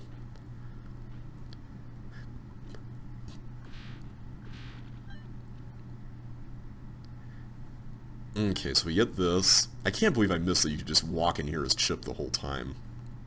I guess because I thought I had to be Melinda to get the fire boots, and I forget I could just drop the fire boots somewhere else. Okay, so now let's change. Ooh, I can just go right in there and get that. Alright, I can go change into Chip. Do that. Now, I don't believe... Yeah, there's no way of teleporting back, so I'm not sure how you would handle transferring this thing. Because I can't get through there without fire boots, right? But I can't get through here or here without fire boots either. And I can't go through here, like, completely. So I'm not entirely certain how you're supposed to do this. Unless I put the fire boots on a fire tile, but that doesn't even help. Yeah, I'm definitely missing something here, guys. And I don't know what. I mean, I could almost understand if there were yellow teleports to work with in this level, but I don't see any way to do that. There's also no hooks for these blocks other than the one behind the sockets. If I can just get through that teleport and get the flippers, we're golden. But I'm not entirely certain how. Pushing blocks through here is also not going to work either, not to mention I'm not sure what good that would do. But yeah, this is a real mystery. I don't know how you're supposed to do this. I can almost understand, let's just say, oh man, yeah, I don't get this one. I'm sure the answer is like staring me dead in the face. It's one of those levels that I'm just missing something really silly on too. But like if I go through here with the fire boots, right? Like there's nothing here. Oh, wait a minute. I see. Haha. That's clever. Okay. You got me. You got me, game. That was cool. I like that concept. Okay, now we can go through this. Now we can do that. I don't know if I want to actually lose the boots, so let's just leave them there. Okay, now we can get this. And now we can exit. I kind of just want to look around, though. It's like, I could get a hook, which I guess is how you get that 1k bonus in there. I don't know how you would do this, though, because all of these spaces, unless you just use all these remaining blocks in the service of bridging all the way out here. I guess that's how you would do it, right? Yeah, you would do something like this, and then do that. But even then, this is on water, so... Oh, I was supposed to do it here, right? Well, no. Yeah, I don't know how you would get that. Because those no signs for the flippers are on water, so I would need another block. Which, oh, it's this one. It's that one right there. Okay, never mind. So I could just do this and go around, right? Pretty sure that's the solution. Because I can bridge across that. Yeah, there we go. So I could just do that and go through. That's cool. Nice little bonus thing. And I know how to get that one over there, so... Pretty neat level. I will give that... Man, I'm kind of torn on that one. Oh, I'm going to give that one a 3. I may lower it, but I like the way that the transmogrifier was used, especially in that right side. The left side's alright, but the right side was what I really liked about it. But anyway, on to New and Improved Life by Hidden. Alright, so it looks like we've got one of these sorts of 5x5 room levels. This kind of thing makes me nervous with a bunch of monsters just running amok like this. But for now, I get both of these, which is cool. I can push that there. You're stuck there. Okay, I see. I have to get the monsters into that. That's going to be a thing. Alright, so first things first. This is going to be hard. Because I'm going to have to navigate this guy around and do a bunch of nonsense. Yeah. I'm still learning like all the... I think because I'm so used to playing in MSCC, I'm still learning all these little monster interaction things in CC2 and links and all that. Because in links I normally optimize instead of play casually, so it's not like it's something I normally get super well versed in, if that makes sense. Okay. Yeah, that was dumb. Not sure I'm a big fan of this section. This is a little chaotic. Yeah. I want to get that key right away. I guess I could send the bug into a loop, but I don't know how long that's going to last. That's my main issue with doing that. Like, I'm about to release this glider here. And, oh, he still stayed in the loop. Well, that's cool, I guess. Okay, it's not as bad as I was thinking. But now I'm going to have to figure out, how am I going to lead all of you into the bombs? Because I don't have any items to drop or anything. I feel like I should have left the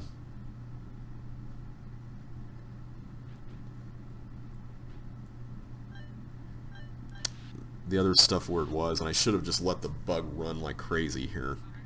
So tell you what, let's not let anything free yet so quickly like we were doing.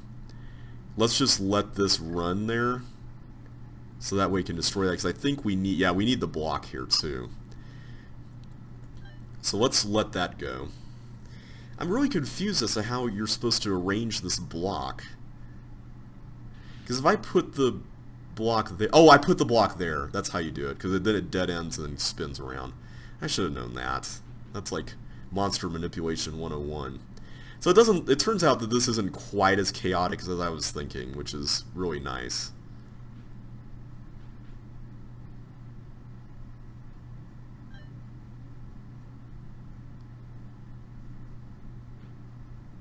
Okay, there we go. We'll do that.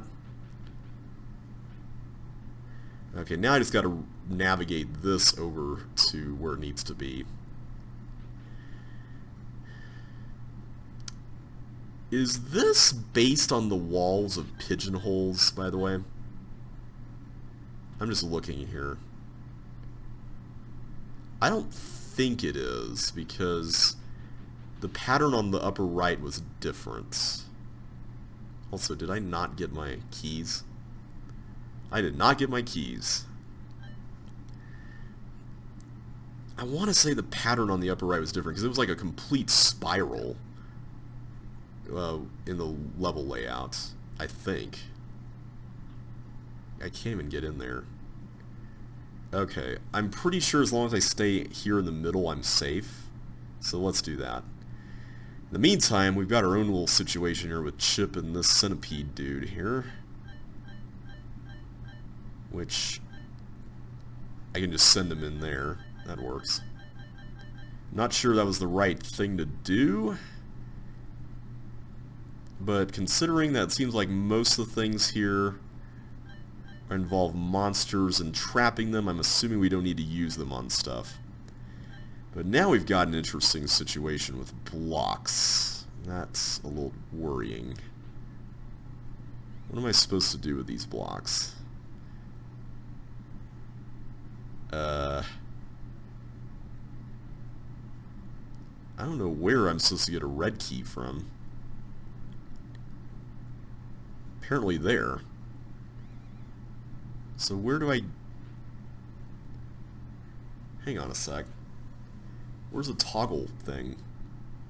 Oh, right there. So I guess I am supposed to hit this.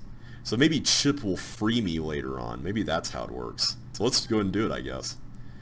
That's an interesting concept for a two-player level. Okay, so we just go down through here. So now we're about to get 2 red keys, which will allow Chip to advance even further in the level, which is nice.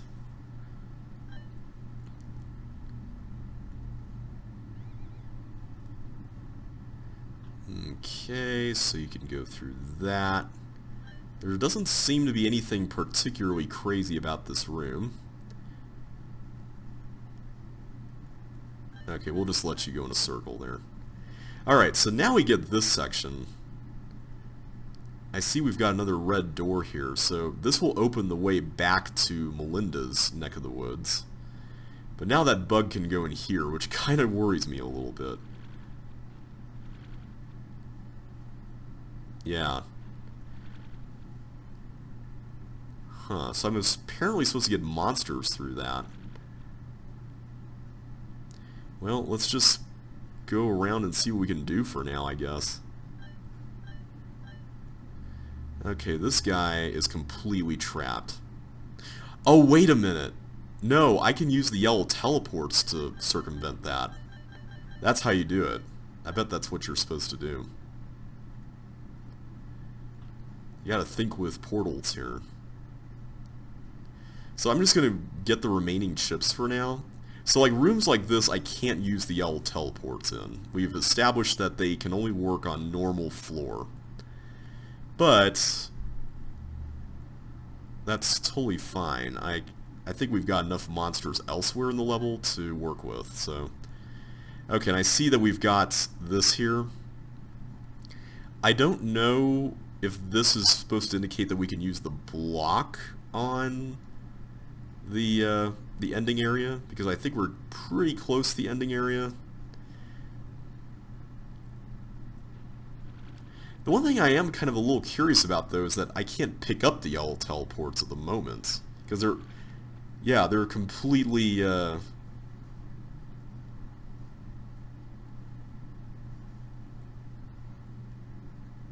sectioned off there. So the remaining chips seem to be in those two rooms. So how do we get up there? I'm assuming Melinda will need to do that because it involves walking on ice, but I don't see how that's doable.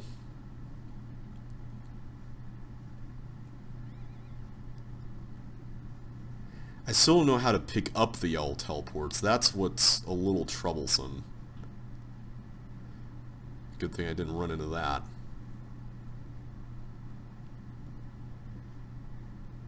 So if I just go here with this, I mean, I suppose I could push it out, which is possible. Let's just see how far we can get with this. No! Oh, why did I panic there? Why did I panic there? Oh, we were doing so well. We were doing so well, guys. But I think that block is somehow involved with the yellow teleport retrieval. Or something. It has to do with something. And let me not collect any chips there. Because that would be a dumb. We don't want to do a dumb. Alright, let's just wait for you to get back through there. Okay, there we go. Get the keys this time and not forget them, right?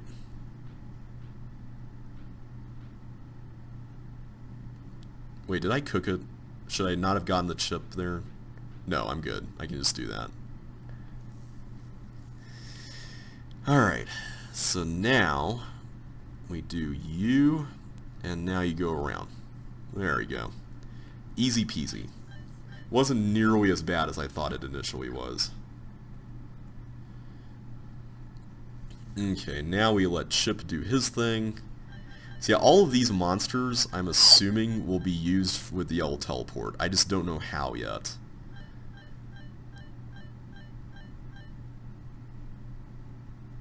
Except for the ones in rooms like this. Like this I can't do anything with. I'm just curious though, like how do you get the yellow teleports out? That is the question. I'm assuming you have to use yellow teleports to get Melinda into this area so she can actually get through this, because there's gravel guarding that. And to my knowledge, there are no hiking boots that exist anywhere in the whole level. So I don't think we can really do anything apart from yellow teleports.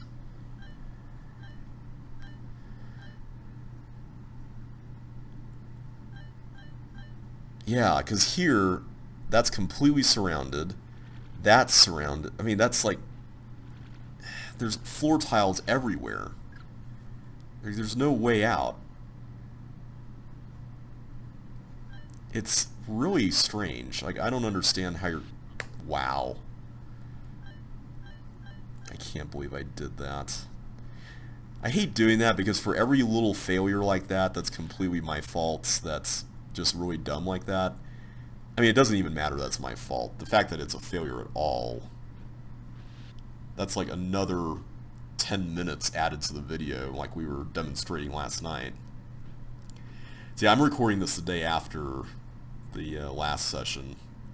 I'm a little more awake now, so that's one reason, among others, why this is going a little faster than last night's craziness was going. Alright, so we go through here. We go do that. We go do this. Alright, so let's go switch. Bup, bup, bup, bup, bup, bup, bup, bup, bup.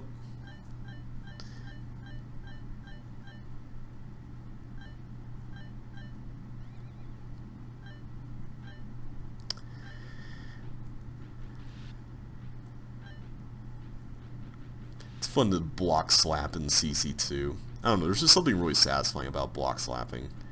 I really want to see a level that uses block slapping in an interesting way, because it's technically not a mechanic that's been required in any level before, partially just because the original game, we've tried to make things both rule set compatible, and then CC2, the original designers of the original levels, never really used it to any interesting effect, so it would be interesting to see how you could do that. Alright, my question here is, one other thing I haven't really dealt with yet, is how do you get both Chip and Melinda out of the toggle trap things for the end? Like, is that somehow done through yellow teleports? Because I don't see how that would even be possible. Hello there, I see you. I wonder if that bug is somehow involved. Like, there's part of me that has to wonder. Okay, we're almost to the point where we were earlier. I just want to make sure I don't bump into this thing. Okay, good. Alright, that's 10. So I'm going to start pushing this back. I don't know if there's a purpose for this, but that block, I feel like everything in this level exists for a reason, including this block, and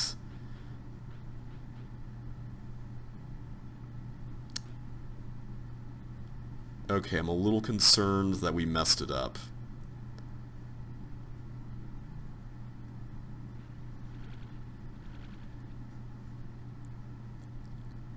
Because I bet I was supposed to push... Oh, you know what? You know what? I think I see it. I think I see it. Okay, here's the tentative plan. I was supposed to push the block down, go up there to the toggle thing, release Melinda, have the bug blow up... well, actually, no. How would he do that? I was trying to think, how would I get the bug to blow up this bomb here? But I'm not sure how you could even pull that off. Because at best you would probably be able to do either this one or this one. But not both.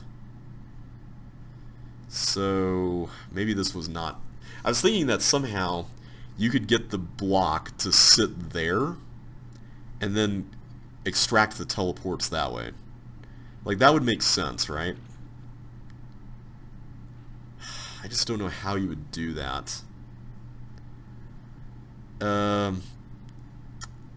Oof. Now I'm stuck, and that's unextractable. But I do want to figure this out while I'm sitting here. So the bug is cycling around, right? He goes through here.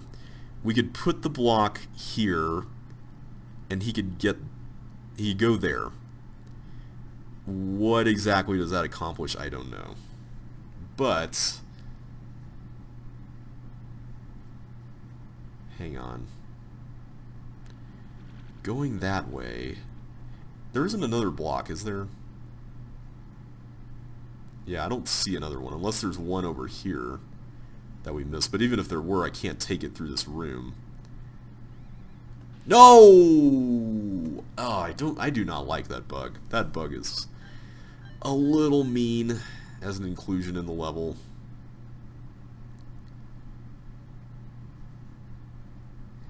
I have to wonder something. Hang on. How far can we get with Chip without the use of Melinda going into the thing? I think we can get as far as the toggle thingy, right? The toggle trap. Where we have to open up, yeah, we have to open up that door. Man, I was hoping there was something that we could figure out by doing something crazy here, but apparently not.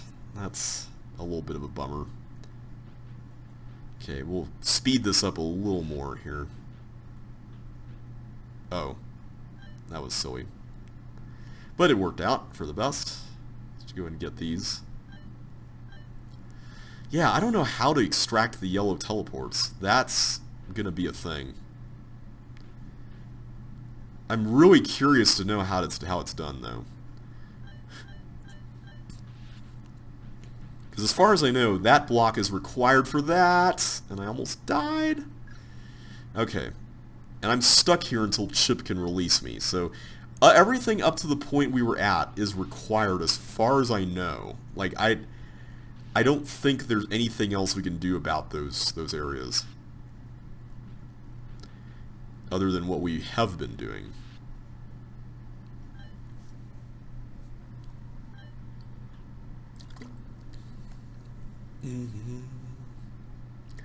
Because we can use our red keys here, and there's no other place they can be used as far as I know. We also can't transfer inventory between Melinda and Chip, so that's not going to work. Yeah, this whole section here, I am very intrigued with how you're supposed to handle this, because if I can get a block through there, I can easily just go down through here, push it over, and then right into where I'm standing. Because that would be amazing if I could do that. I just don't know how. Like, how do you do that?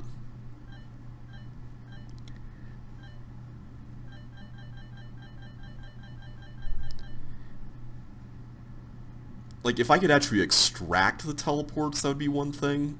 But right now, I just can't. And that's what's really interesting about this. So before I even do any of the stuff here, let's figure out what the bug is capable of doing.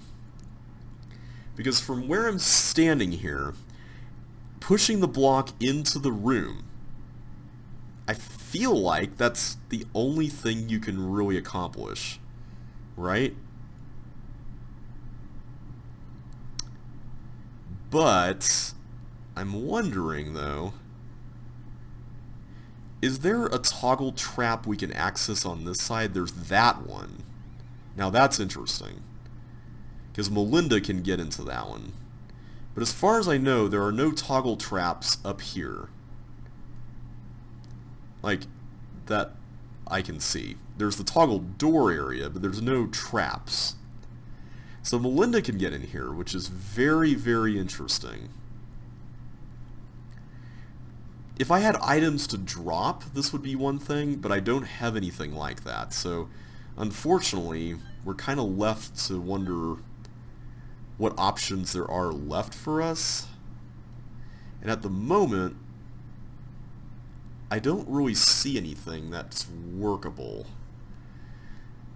The only thing I can think of is that somehow Chip and Melinda trade places, basically. So what I mean by this is Chip goes up to the top trap, Melinda goes over here and goes into this one, and then Chip starts pushing the block along. Problem with this approach, though, is that we need this path to be open in order for Melinda to go over here without actually blowing a bomb up, because I need Melinda to get into this trap and get into position, basically. But then Chip would need to then... Hang on, this is a little complicated. So I push the block, right? And if I push the block over here, or sorry, here, with Chip, with Chip over... Wait a minute, no, that's not going to even work. How would that even work? That's not even possible. I can get into the trap up there, right? Without even pushing the block. I can maneuver Melinda into that side by pushing, right, by not pushing the block, releasing Chip to push the block. But then Chip is going to be stuck at this point because then he can't hop back in here. So there's a bit of a catch-22 situation going on here that I can see, because on one hand you've got this situation. I keep saying the word situation. It's funny. I could push the block in here, or do something like that. But by doing so, I'm effectively jeopardizing my ability to do anything, I think, right? Because then I can't cross over as Melinda. That's not possible with that whole deal in mind. Now, if I were to say, if I were to go and push the block, then release Melinda, I can get in here, but then I'm left to push it left with no chance of someone jumping in there, which is really where this is a little sticky. So maybe the real thing here is we just need somebody to stand on this side while the block is shoved that way.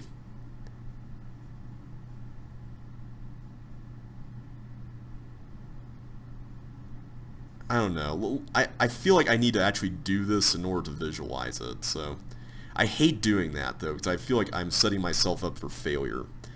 But let's just maneuver the block that way, and we'll figure it out. I don't think we're going to be able to solve the level on this attempt, though. And that's, yeah, there we go. Alright, so we got the block here. So let's just say, hypothetically speaking, I push the block down, but not all the way down. I just push it like over here near where I'm standing right now. I let Melinda go and head into the other trap. I think that's possible, right? I think that's doable. So let's try it out. So I'm about to go up into the trap. There's no more bug up there to worry about, so because he's trapped on that bottom circuit. Okay, so now Melinda can get through here. And whoa. Okay. Melinda can cross over, which is what we want, right?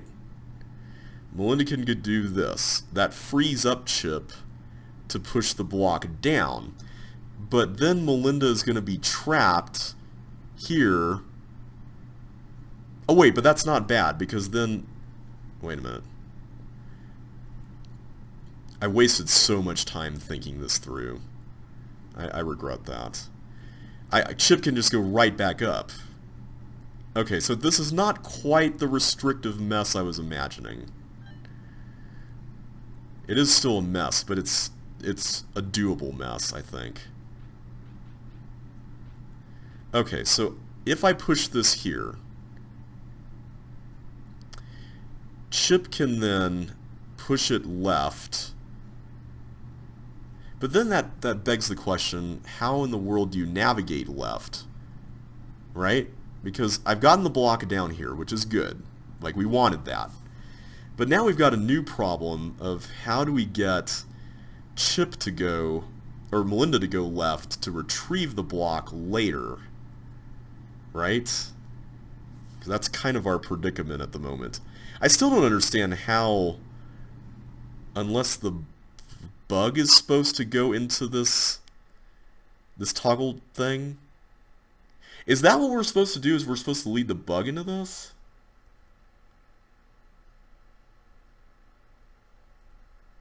And if so, how? Because if I led the bug into this, that we could solve all of our... Except I can't, because I need the bug for the thing over there. So that's not going to work. I wish this had a longer time limit. I really do.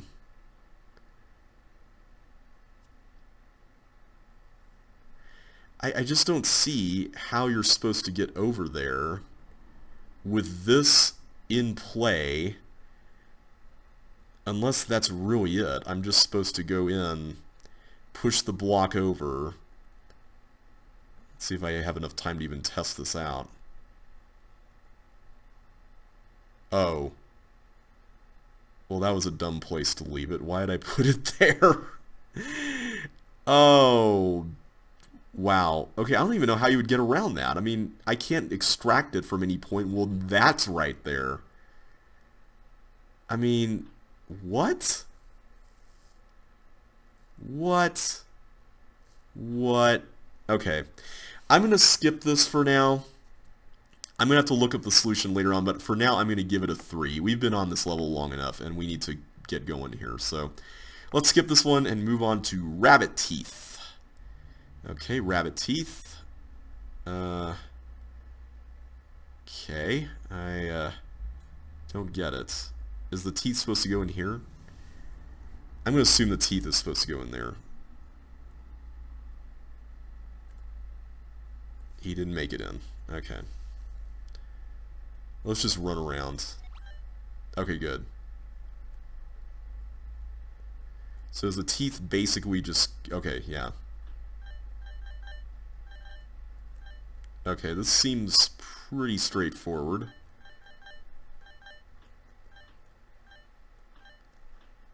And I did not mean to go that way, but I'll keep going because I think there's a way out through the other 2 points.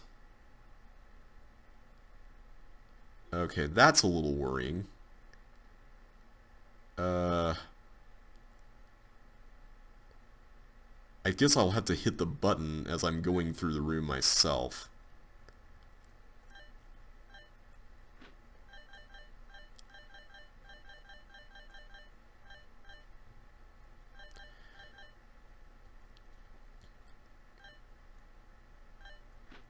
Okay, there we go. Thank you, and we're done. Alright, that was pretty nice and simple. I'll give that one a 2. Thankfully it wasn't very long. Alright, Tinktrous. Oh, almost sneezed there. At around 135 minutes, the green toggle doors will close permanently. You must get at least 6 rows. 6 rows?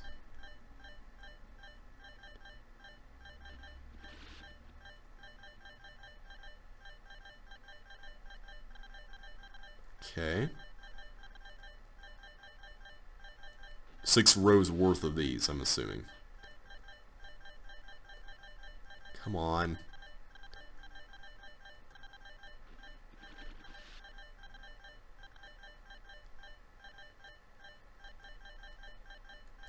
You know, I like this idea, but the yellow tank movement and the way that works is kind of a little frustrating in terms of lining these things up.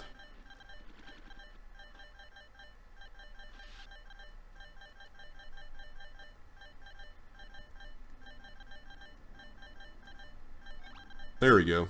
It closed permanently. And we were able to escape, so... Oh, cool. We can get bonuses down here. And we can even see into... Oh, hey! Hidden logic! That's pretty neat. It was a neat concept. I'm going to give that one a 3. I just kind of wish that the mechanism was a little less fiddly with the yellow tanks. But other than that, cool level. Alright, Rage Rooms. I know Josh made this level because I have seen it before in screenshots somewhere. So I think the idea behind this is that we're supposed to use the dynamite in a really interesting way, although I don't even know how we get out of here. Oh, we get out through the pop-up wall we made, duh. But there's only 2 dynamites, which feels a little limiting. But let's just go and do what we were doing a minute ago. Okay, get that, and I think this should be good enough, this one right here. Good, alright. One rage room down, 3 to go. Alright, so this one, how are we supposed to take care of this?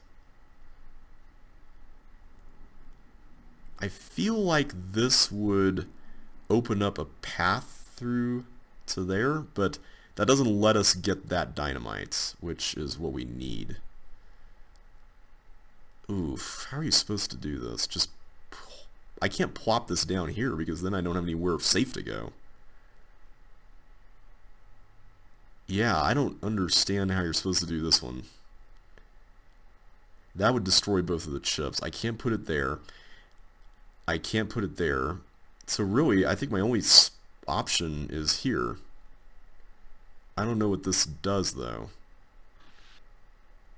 Yeah, that does absolutely nothing.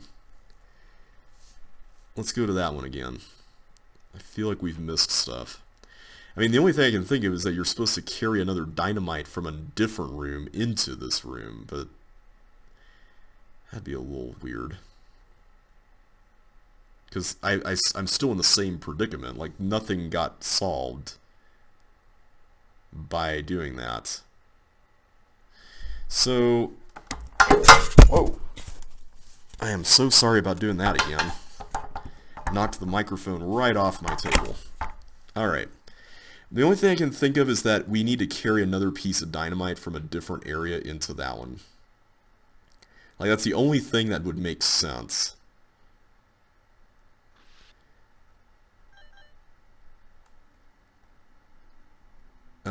For this guy, hang on, I guess do that. Yeah, that lower right room, the only thing I can think of is that we use dynamite from a different area outside the room and open up some of the walls. Like, that's pretty much all I can think of that you could do with this. Alright, let's put you there. This one, I'm guessing we could just do this. Maybe this is how you do that lower right room. Because that should, yeah, that lets us get dynamite, a dynamite here. And then we could go this way with it. Okay, so here's my theory. If I can put a dynamite here, we could blow off these three. And then that enables us to put a thing there. Now that's going to blow that up, but at the very least I think we'll have a path through. So let's give this a shot. Okay, good. That's really good. That's what I was hoping for. So now we've got a choice to make. I think the way forward is to just put this here. But we've also got the issue of being able to get out of the whole thing to begin with, so let's do this instead, because then we could use the other dynamite on this wall here near where I'm standing. Yeah, that should work. And then that should get us out. So I think that was the whole trick, is that you were supposed to use one of the dynamites from another room on this one. Very clever. I like that. Now I'm going to have to remember how to do this one. I think it was just a matter of doing something like this, though. Because I don't think I could put it anywhere else. And then, what did I do for this? Oh, I think I just did this. Yeah.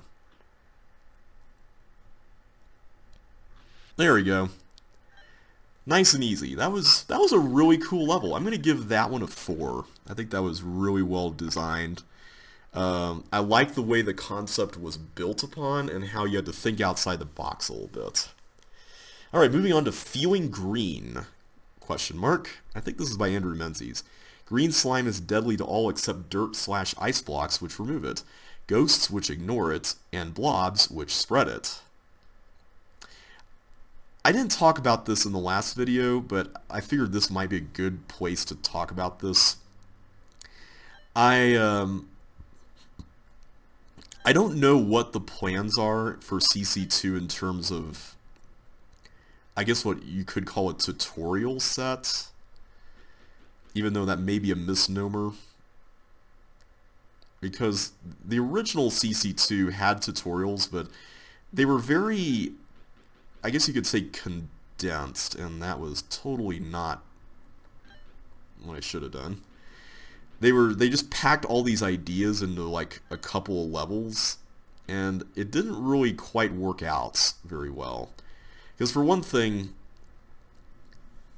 you didn't really have enough room to expand on a lot of the concepts, which like this level is doing right here.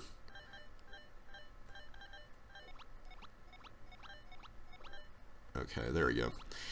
You didn't really have a lot of room to expand on the concepts. I'm gonna give that a 4, by the way, because I like the way that taught you how slime worked. But like levels like these, I feel like would be a really nice way to do that. Just showcase how slime works. Showcase how a 2-player level would work. Do something to show the player what it is you can do in the game.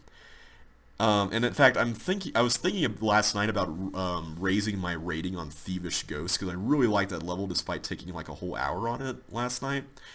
But I decided to keep it at 3 just because I felt like more could have been done with the Sokoban at the very end, despite being a pretty good Sokoban. So I kept it at 3, but levels that use advanced mechanics, I actually don't mind those so much as long as there's something that teaches the mechanics. So I'm more inclined to give higher ratings to levels that teach CC2 mechanics, because the original game did not really do that very thoroughly, and I feel like this is a really good opportunity to do that. So I'm going to actually give levels that are more geared toward that slightly higher ratings, probably, if they do it really well.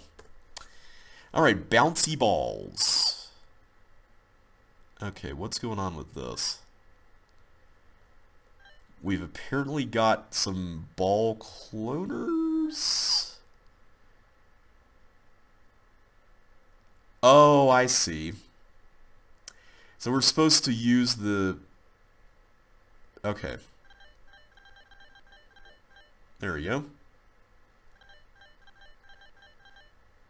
There we go.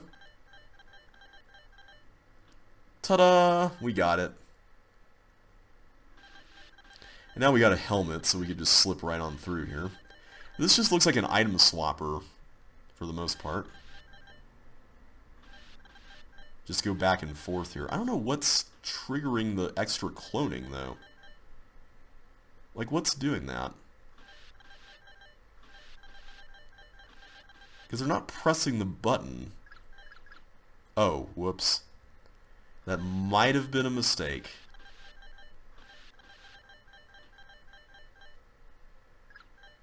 Yeah, that was a mistake. Man, alright.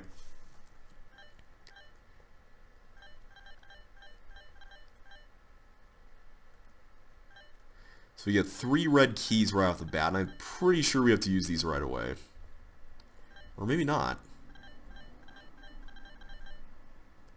We get the helmet. I'm so glad this has a helmet. Otherwise, I would have had to kill all those. Huh, okay, so they apparently just keep cloning. What an interesting little twist. Okay, so I think I have to do that, because then we get the 3 red keys over here. So what's keeping them cloning? Because they're not hitting those. Yeah, I don't know.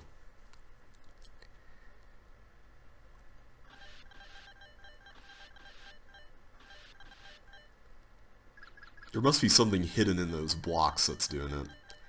Alright, so that was a really pretty simple item swapper. I'm just going to give it a 1 because there really wasn't much going on. But Forest Hub is next. I think Josh made this one, so I remember seeing this one. Okay, so this looks like one of his crazy aesthetic levels here. So I'm going to put you there, and we'll hold that down. Alright. I like the way this looks. Like, aesthetically, this is crazy good. Okay, I see these are going to be released, so is that going to... Okay, good. That's going to get those.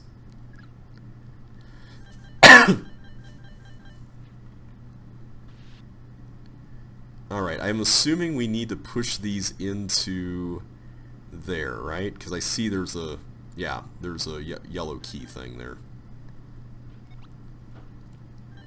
Alright, easy enough. We can do that.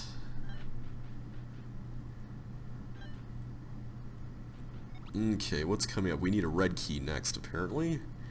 Oh boy. What is going on with this? Okay, I think I see the core idea here. Let's go and do that.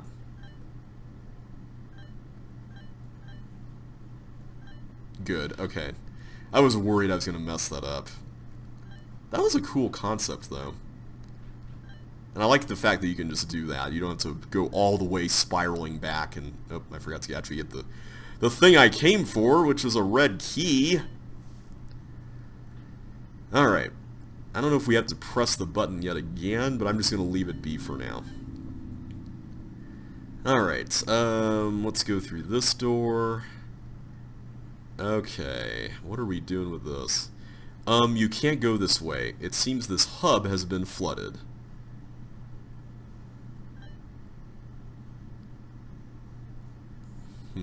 I think that's a reference to after the rainstorm. Okay, I'm assuming we're going to come back around. So let's just go this way. Alright. We get a helmet. Oh, well, we get a helmet because of the ball thing here. I see what you're doing there. That's pretty cool.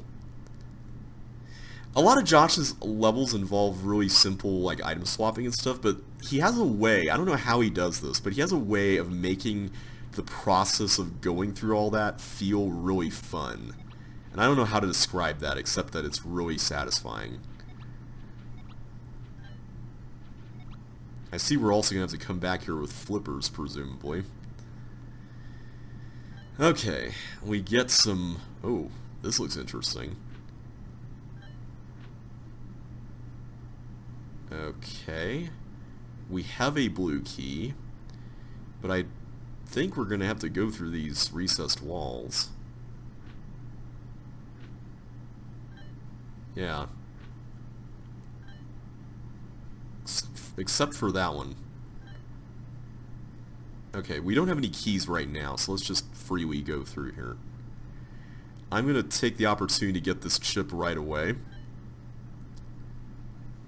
And hopefully I didn't mess that up. I really hope I didn't mess that up. So I can't go across any of the red signs. Okay, that's simple enough. And I think we screwed it. Yeah. I'm completely trapped. There's no way to get out. Man! We were doing so well up until that point, too. Alright. I really like this level, though. It's got a very nice use of the CC2 elements. I like the way it has this aesthetic of thin walls, which is something that you couldn't really do like that in CC1. The green door thing reminds me a lot of Nectar Meadow from CCLP4, which Josh also made. So that's pretty cool. I like that a lot.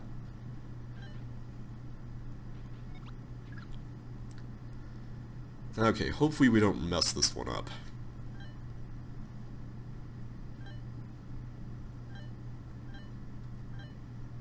There we go. I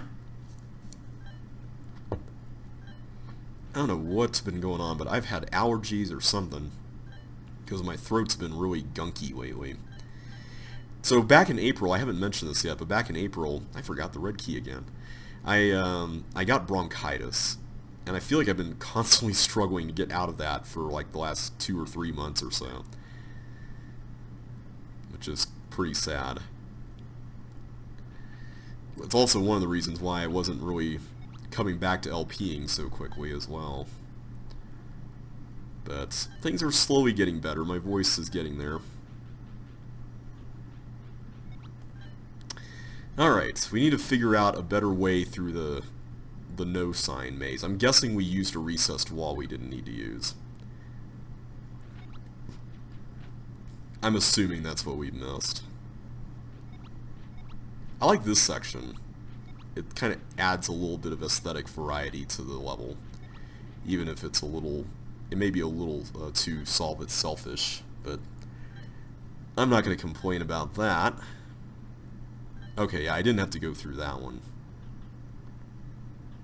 But I believe I have to go through this one, and that one, and this one. Okay, I think that's good. I'm going to go ahead and get the chip, because I don't want to have any awkward situations with that. I think you could get it with the, through the path that has the no yellow key sign, but I don't really want to risk that. Okay, let's figure out our way through this. Okay, there we go. So now we can exit through this guy here. And there. Okay, got it. That was a really cool section. I like that a lot. And now we got our flippers.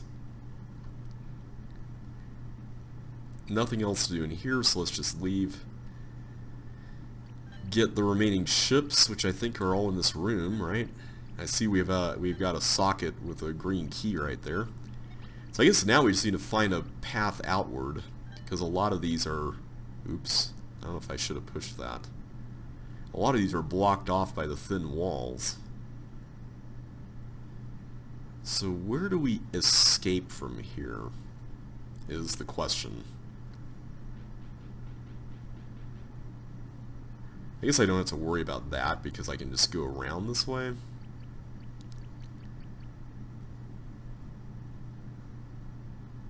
I guess I can't. I guess there was a pop-up wall there. Okay, where do you escape? Where is this?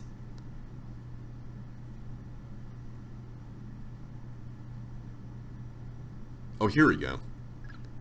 Awesome. Alright, so that is Forest Hub complete. Pretty cool level, I liked it. And now we're on to Cubicle. Cubicle. Have you guys seen that commercial? It's like a McDonald's McCafe thing, and they're all like adding A's, you know, like the French A thing to the end, and they're all like Cubicle, Cubicle. It was so silly. Like, I feel bad for all the French people who had to watch that. Alright, so this seems to be pretty straightforward. I just need to make sure I don't go all the way around without... Because it seems like this is one continuous track or something. I just have to make sure I don't go all the way around without getting at least one blue key, it would seem. So my question is, do we need to get through all of these right away? And I'm assuming the answer is yes, because... come on. Hey. There's got to be a way to break the cycle here, right? I guess not. Alright, let's try this again. And that was also not a good idea. Kids never do that at home. That's a really bad idea. Okay, there we go. And that time it totally worked. Maybe that sign is just a mark that it's a Melinda area. Also, I don't know why I was being so impatient there. That was dumb.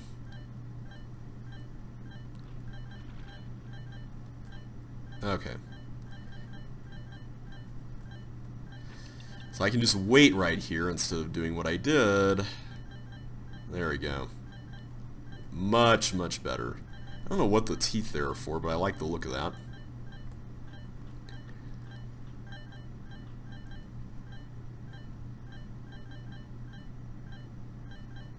Okay, this time we're going to be a lot more careful.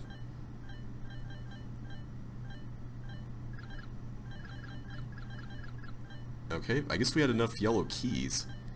When did we get all the yellow keys? I forgot about that. Oh wait, we're Melinda. We can just use unlimited ones. Right. I forgot. Okay. Somehow I need to do something with this.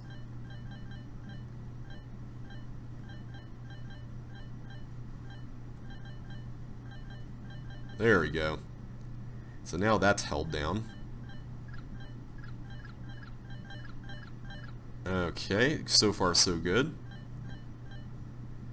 Alright, this looks... Apparently we're not going through that. I'm assuming... Oh no, we are going through stuff here. Okay, there's more. But wait, there's more. Alright, what are we doing here? Okay, this looks simple enough. Wait a minute. Okay, good.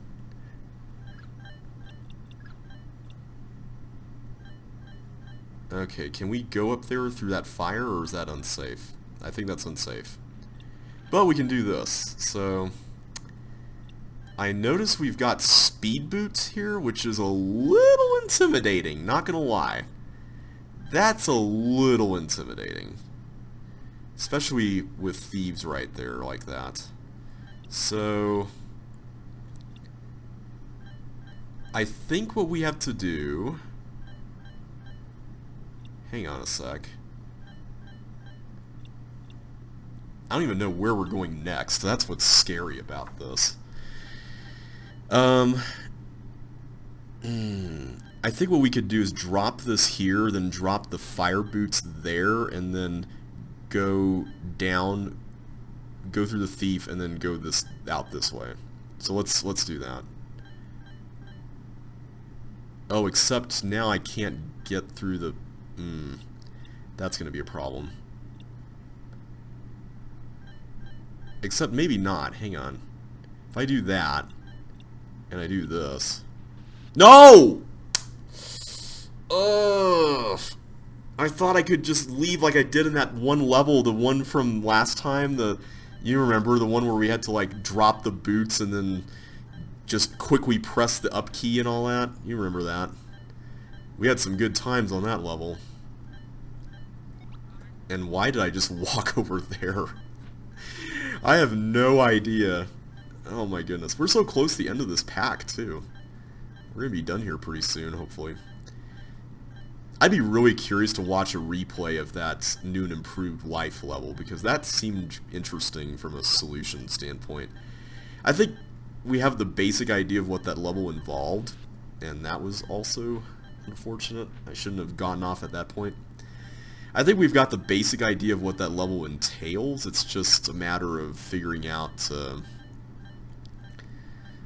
how exactly you're supposed to get that yellow teleport out there. I'm sure it involves some complicated sequence of toggle trapping just to get into the block in the right position and all that, but I wasn't really in the mood to figure that out, as you could probably tell. Okay, let's just wait. There we go. I totally forgot we were Melinda and we could just walk through this without having to worry about yellow keys. That's really nice. Alright, now we get our red key. So I think we were right based on where we died in that spot there. I think we were right about what we needed to do. We needed to keep the boots in some way without losing them. It's basically the gist of it. The question is, though, can we afford to get rid of the suction boots? And maybe the answer is yes. Maybe.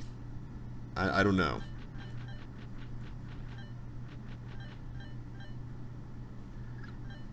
Okay. Wait for you guys. Then we'll figure this out. Okay. So, my next theory here is that maybe you could just collect the fire boots on the way out. I see more suction boots there, so maybe we don't even have to worry about getting rid of these. So you know what? Let's just go through and get rid of them. Oh, right! I could have walked on the stuff and avoided all that. Right, I forgot about that part. Okay. Yeah, I forgot we could just walk on ice, guys. I'm an idiot. Okay. And, right, we don't walk faster than fireballs. That would be ridiculous, right? Totally ridiculous. I don't know what I was thinking with that. I'm just going to go through here while we're chipped, since we're going to be Melinda for most of the rest of the level. I see we've got even more stuff coming up there. So, Oh, wait a minute. Yeah, we do need the suction boots because we need to get out of that room. I'm window shopping it, guys. I'm looking in that room below us there. Because we need to use the middle area that has suction boots and speed boots to get back to the start of that section. So yeah, we definitely messed up anyway. Good to know, good to know. I feel a little less bad now. Yeah, I totally forgot Melinda can walk on ice. I'm having to remember all these new rules and stuff. But I think the more we just play through these packs, I think the more natural this will come to us. I think that goes for a lot of things in CC2. The more we play, the more it's not going to be so foreign, you know? And I'm all for that. Alright. Just keep on going here. I always feel really nervous going into a tank section like this, because I feel like the window of time during which that's... like you can make moves here is a lot more narrow, and I'm not just talking about the tank button canceling thing that we just did there. I mean just moving through lines of them in general like we were just doing. I still don't know what that section that looks like a Sokoban there is all about, but I suppose we'll find out soon enough.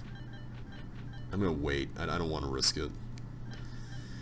Alright, there we go. Get you, get you. Okay, this time we are not going to...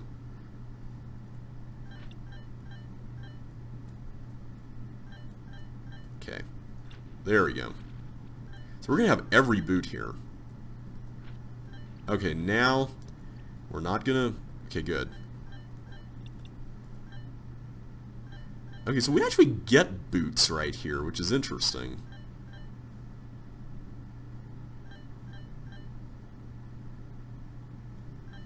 Is there a reason why we have these? Like, what was the point of coming here other than the blue key? Okay, we can't even get back with the speed boots. Oh, wow. Okay. I suppose we just have to follow the fireballs through? Is that what we're supposed to do? Because that whole area is obviously connected amongst itself. I don't know. I'm still wrapping my brain around a lot of the ideas in this game. And I'm looking forward to a lot of these levels stretching me, like, I keep forgetting the name of the level, Thieving Ghost did. That was like a really good example of a level that forced you to think outside the box in a lot of ways. Not my favorite level, but it definitely accomplished what it was setting out to do really well, and I have to hand it to it for that. Okay. I'm starting to get hungry, too. I'm sure that's not helping. Alright.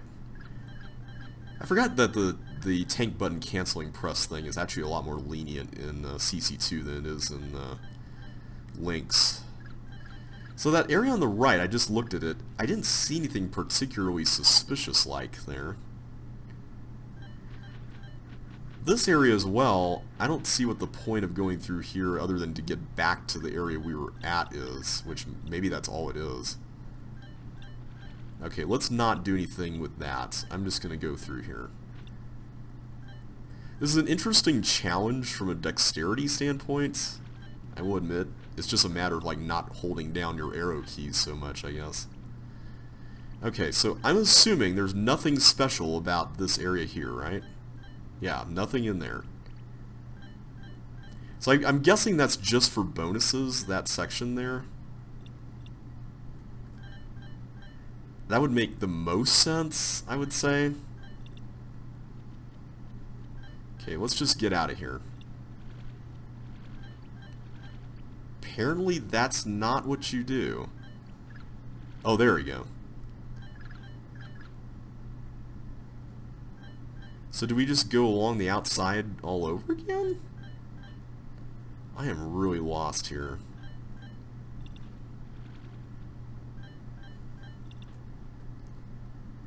Now we got speed boots. I don't know what that accomplishes out here.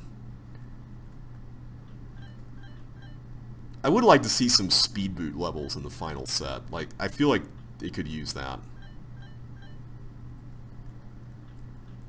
Okay, I see something we need to do here. And I think this is it. The Sokoban is the final thing. Alright, I'm going to let go of the speed boots, because that is uncomfortable to walk around with those. I would, however, like to use all these other boots, and it looks like we do need to employ the use of all of our blocks here in order to get this to work. And I think the only way... Hang on a sec. The only way we can actually do this is... Okay, I see it. I think I see it. Yeah.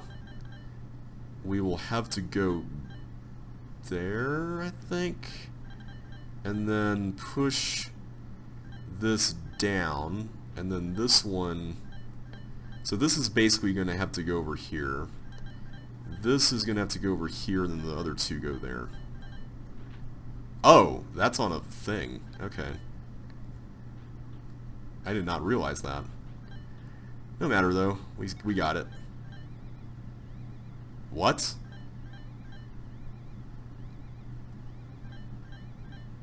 What? What?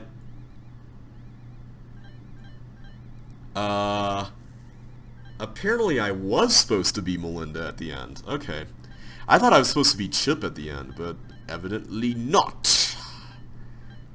It's one of those lines I like saying. But for those of you who don't know what that's from, Captain America, the first one, the first Avenger, there's a scene where Red Skull was getting a report from one of his guys, and they had all lost against Captain America, all the Hydra dudes, and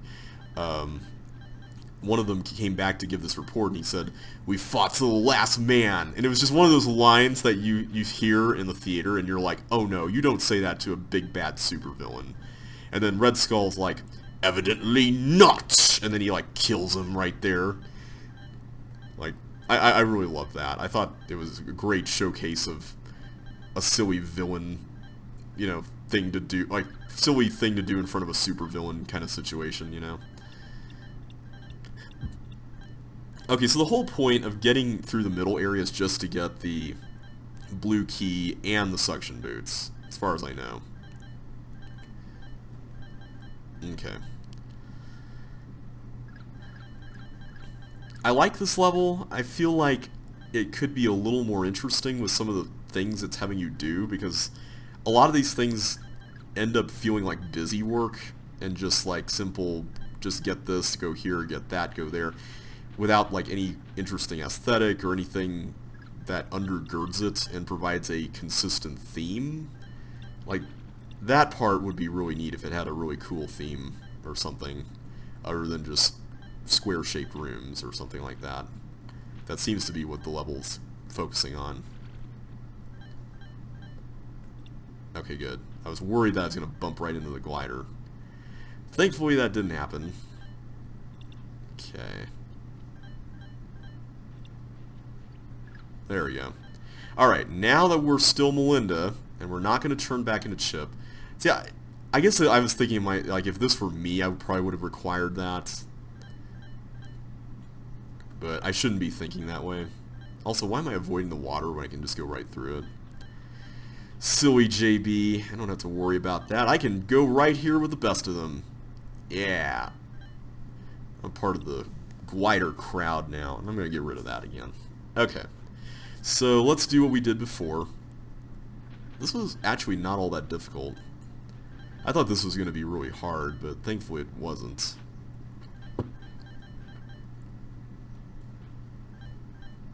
Okay, so now we go through here. Yay! Alright, we did it. I'm going to give that one a 3. I'm giving a Forest Hub a 4, by the way. I don't know if I mentioned that or not, but I'm giving Forest Hub a 4. Come on, vote. The voting site is... Okay, there we go. And Cubicle is going to get a 3. Alright, Cosmic Dump. This looks like another level Josh made. I don't know if it is him, but it looks like the sort of thing he would do, with bombs on exits as an aesthetic. Okay, I see how to do it. Now, do I want to get the... Okay, yeah, I do. Okay, this looks pretty straightforward so far. I also see monsters on railroads up there. That looks like an interesting challenge. Okay, so now we get a yellow key, which I believe we can use here. Yes. And then, what in the world are we doing with this? I feel like I have to do this, right? Because I can't even push that down. Oh, I see. There's a green key there. That makes a lot of difference. Okay, then we get that. Cool, cool, cool.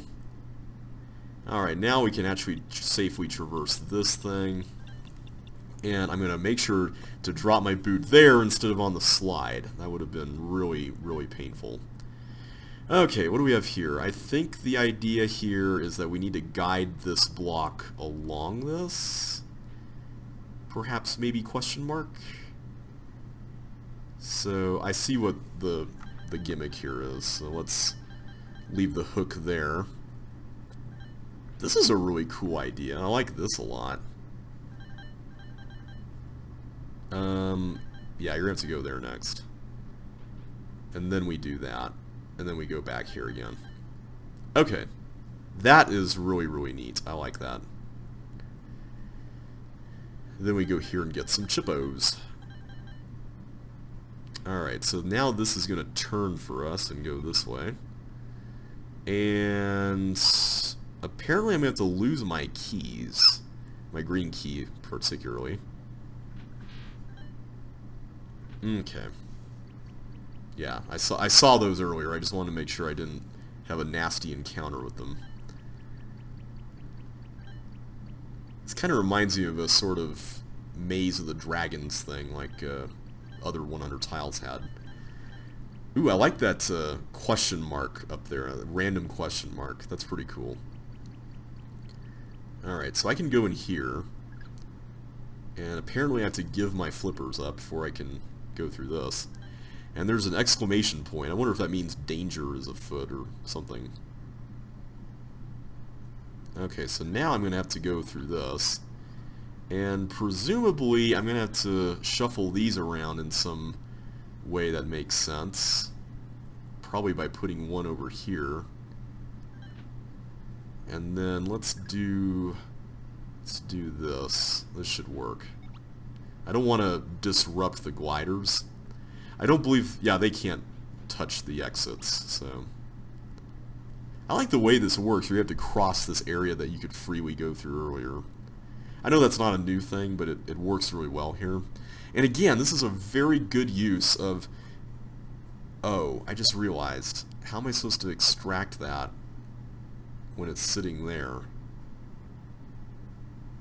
I just assumed I was supposed to put a block there. That was probably not the wisest decision. Okay, let's not do that ever again. So apparently you're not supposed to use that space. I just saw it and I was like, oh, hey, herpa-derpa-derp, I'm just going to do that. And also that was not right. Okay. I don't think that was right either. Let's not push that block up. We did this well the first time. It's funny how you can just mess things up so easily on subsequent attempts. But so far I'm liking this level. This seems to be a good closer to this pack, which has been, you know, like they all are. It's been a mixed bag, but there has been at least one 5-star rated level, so I can at least say that that was certainly worth it, and I hope, what was it called, Autopilots? I hope that gets into the final set, because that is a brilliant, brilliant concept. And I'm still thinking Tyler did it. It just, like I said, it just feels like the Tyler thing to do. Okay, we go there, push you, get hooked. There we go. Oh, it automatically just slid right off. I didn't even have to worry about pushing the block down. Okay, well, leave our hook behind, do this bit here. Thankfully, these are not stolen by the key thief, the flippers, so that's nice. And I narrowly missed that. Okay. So this time we need to be extra super careful about where we place the blocks, because I wasn't thinking very straight like I was a little earlier in the day today. Glad that we're wrapping this up after this level. Okay. So, apparently, unless I'm missing something, I can't just use that recessed wall as a... Oh wait, I'm an idiot. It's really simple. I could just stick with what I did earlier without having to worry about a lot of shuffling around. I just saw that little 3x2 alcove there to the right, and I thought, ooh, this is where a block's supposed to go.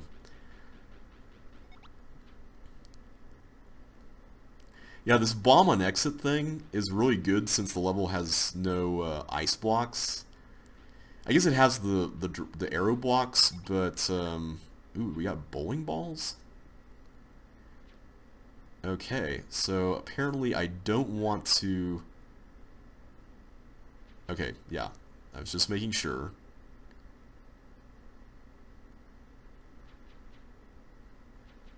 So I'm assuming I have to kill at least one of these, right? And I think it's going to be that tank. Yeah, it's got to be the tank. Because I can't get in there any other way. Okay, good. Oh, except now I need to get this tank out. Do I? Wait a minute. How do you do this? I don't know. But yeah, I need to do that in order to even get through there. So maybe I was supposed to kill that. Well then how in the world would I have gone through there? Unless there's like a button or something on the other side. I'm assuming this kills me, right? If I were to go here? Yeah, okay. That's interesting. I don't know how you're supposed to deal with the tank on the other side unless there's another bowling ball. I mean, that's literally the only thing I can think of, is that you would need another bowling ball. So yeah, this one reminds me a lot of Forest Hub, so I'm left to assume Josh made it. It's definitely a little trickier than that one, but I like it. It's good. I think I'm going to give this one a 4 tentatively. It's a pretty decent level. Okay. Go through that and around and there. Okay. Cool, cool, cool. Alright, let's do this again. Go through that, go through you, go through there, and it really doesn't matter, I just need to push it up there. Or down there. That's the right direction. So yeah, I can't actually push this into the exits, so nice bust-proofing there. I like the random tiles that are just randomly thrown into the little holes there. That's a really cool aesthetic constant. Like that's the sort of aesthetic constant I like to see in levels, like bombs on exits, little things that just make the level a little more interesting, you know. I just think those are cool. I think they work really well. Alright, I'm just going to go ahead and do this.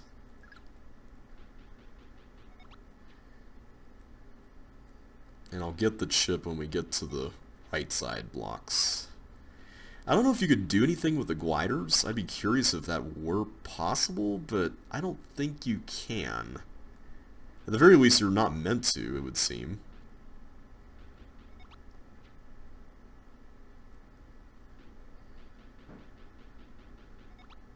Okay.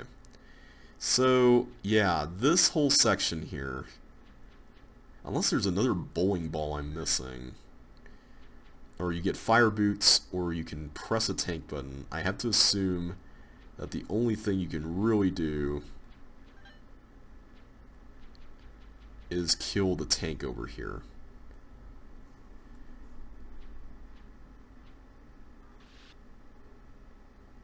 Okay, let's just hope this is correct.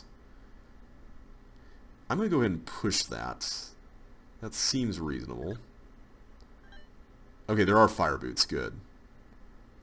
I wasn't sure, but that's good to know. Might as well get this now that I'm here.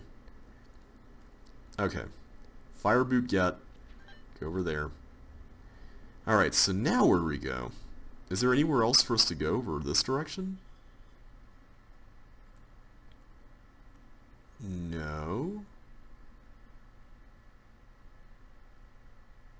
Okay, what am I missing here? Oh wait, there's an opening there. Hehehe. Pretend that I didn't miss that. Okay, why is there a recessed wall there? That's the question of the hour. Oh wait, those are blue walls. Duh. Okay, what do we got going on here? Is this just a maze? I think this is just a maze.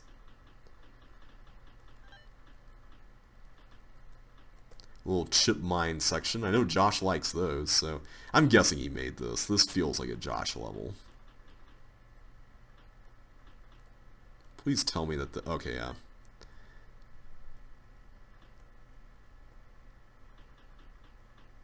Nice little slime area there. Is that meant to be... Okay, no. Alright, so we have 2 chips left, and I see one of them there.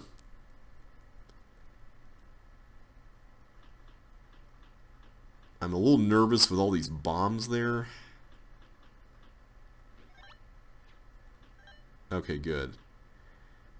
So I take it that block is how we get to the exit. Okay.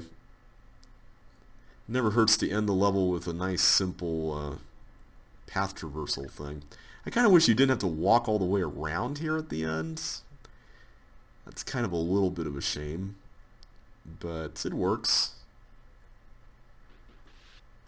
Alright, Cosmic Dump is complete. I'm going to give that a 4 out of 5. So that is it for the Ostrich pack, everybody. So next time, I'm going to see what we've got next here, because I've done all of the Ostrich levels, so I should have unlocked a new set. And, let's see, did we unlock a new set? It's not really giving me anything here.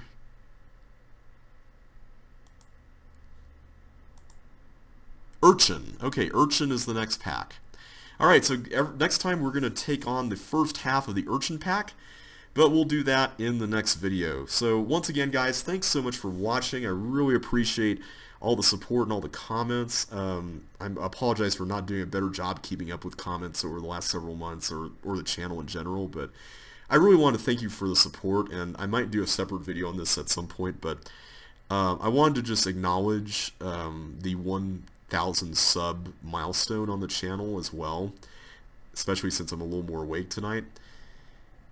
I can't tell you just how much that means to me. I know that for some YouTubers 1,000 is just, you know, peanuts numbers, but, you know, for someone like me who doesn't really do a whole lot on YouTube and just does it for fun, just the fact that there's that many people who have been interested in watching stuff, that just really means the world. And I just wanted to thank you all for just spending your time on this channel and supporting it. So thanks again for all the comments and all the love. Really appreciate you guys a lot. If you're new here, I highly encourage you to subscribe for more content, even if it's not always going to be consistent. Ring the bell if you want to get notified of anything new, and I'll catch you on the flip side.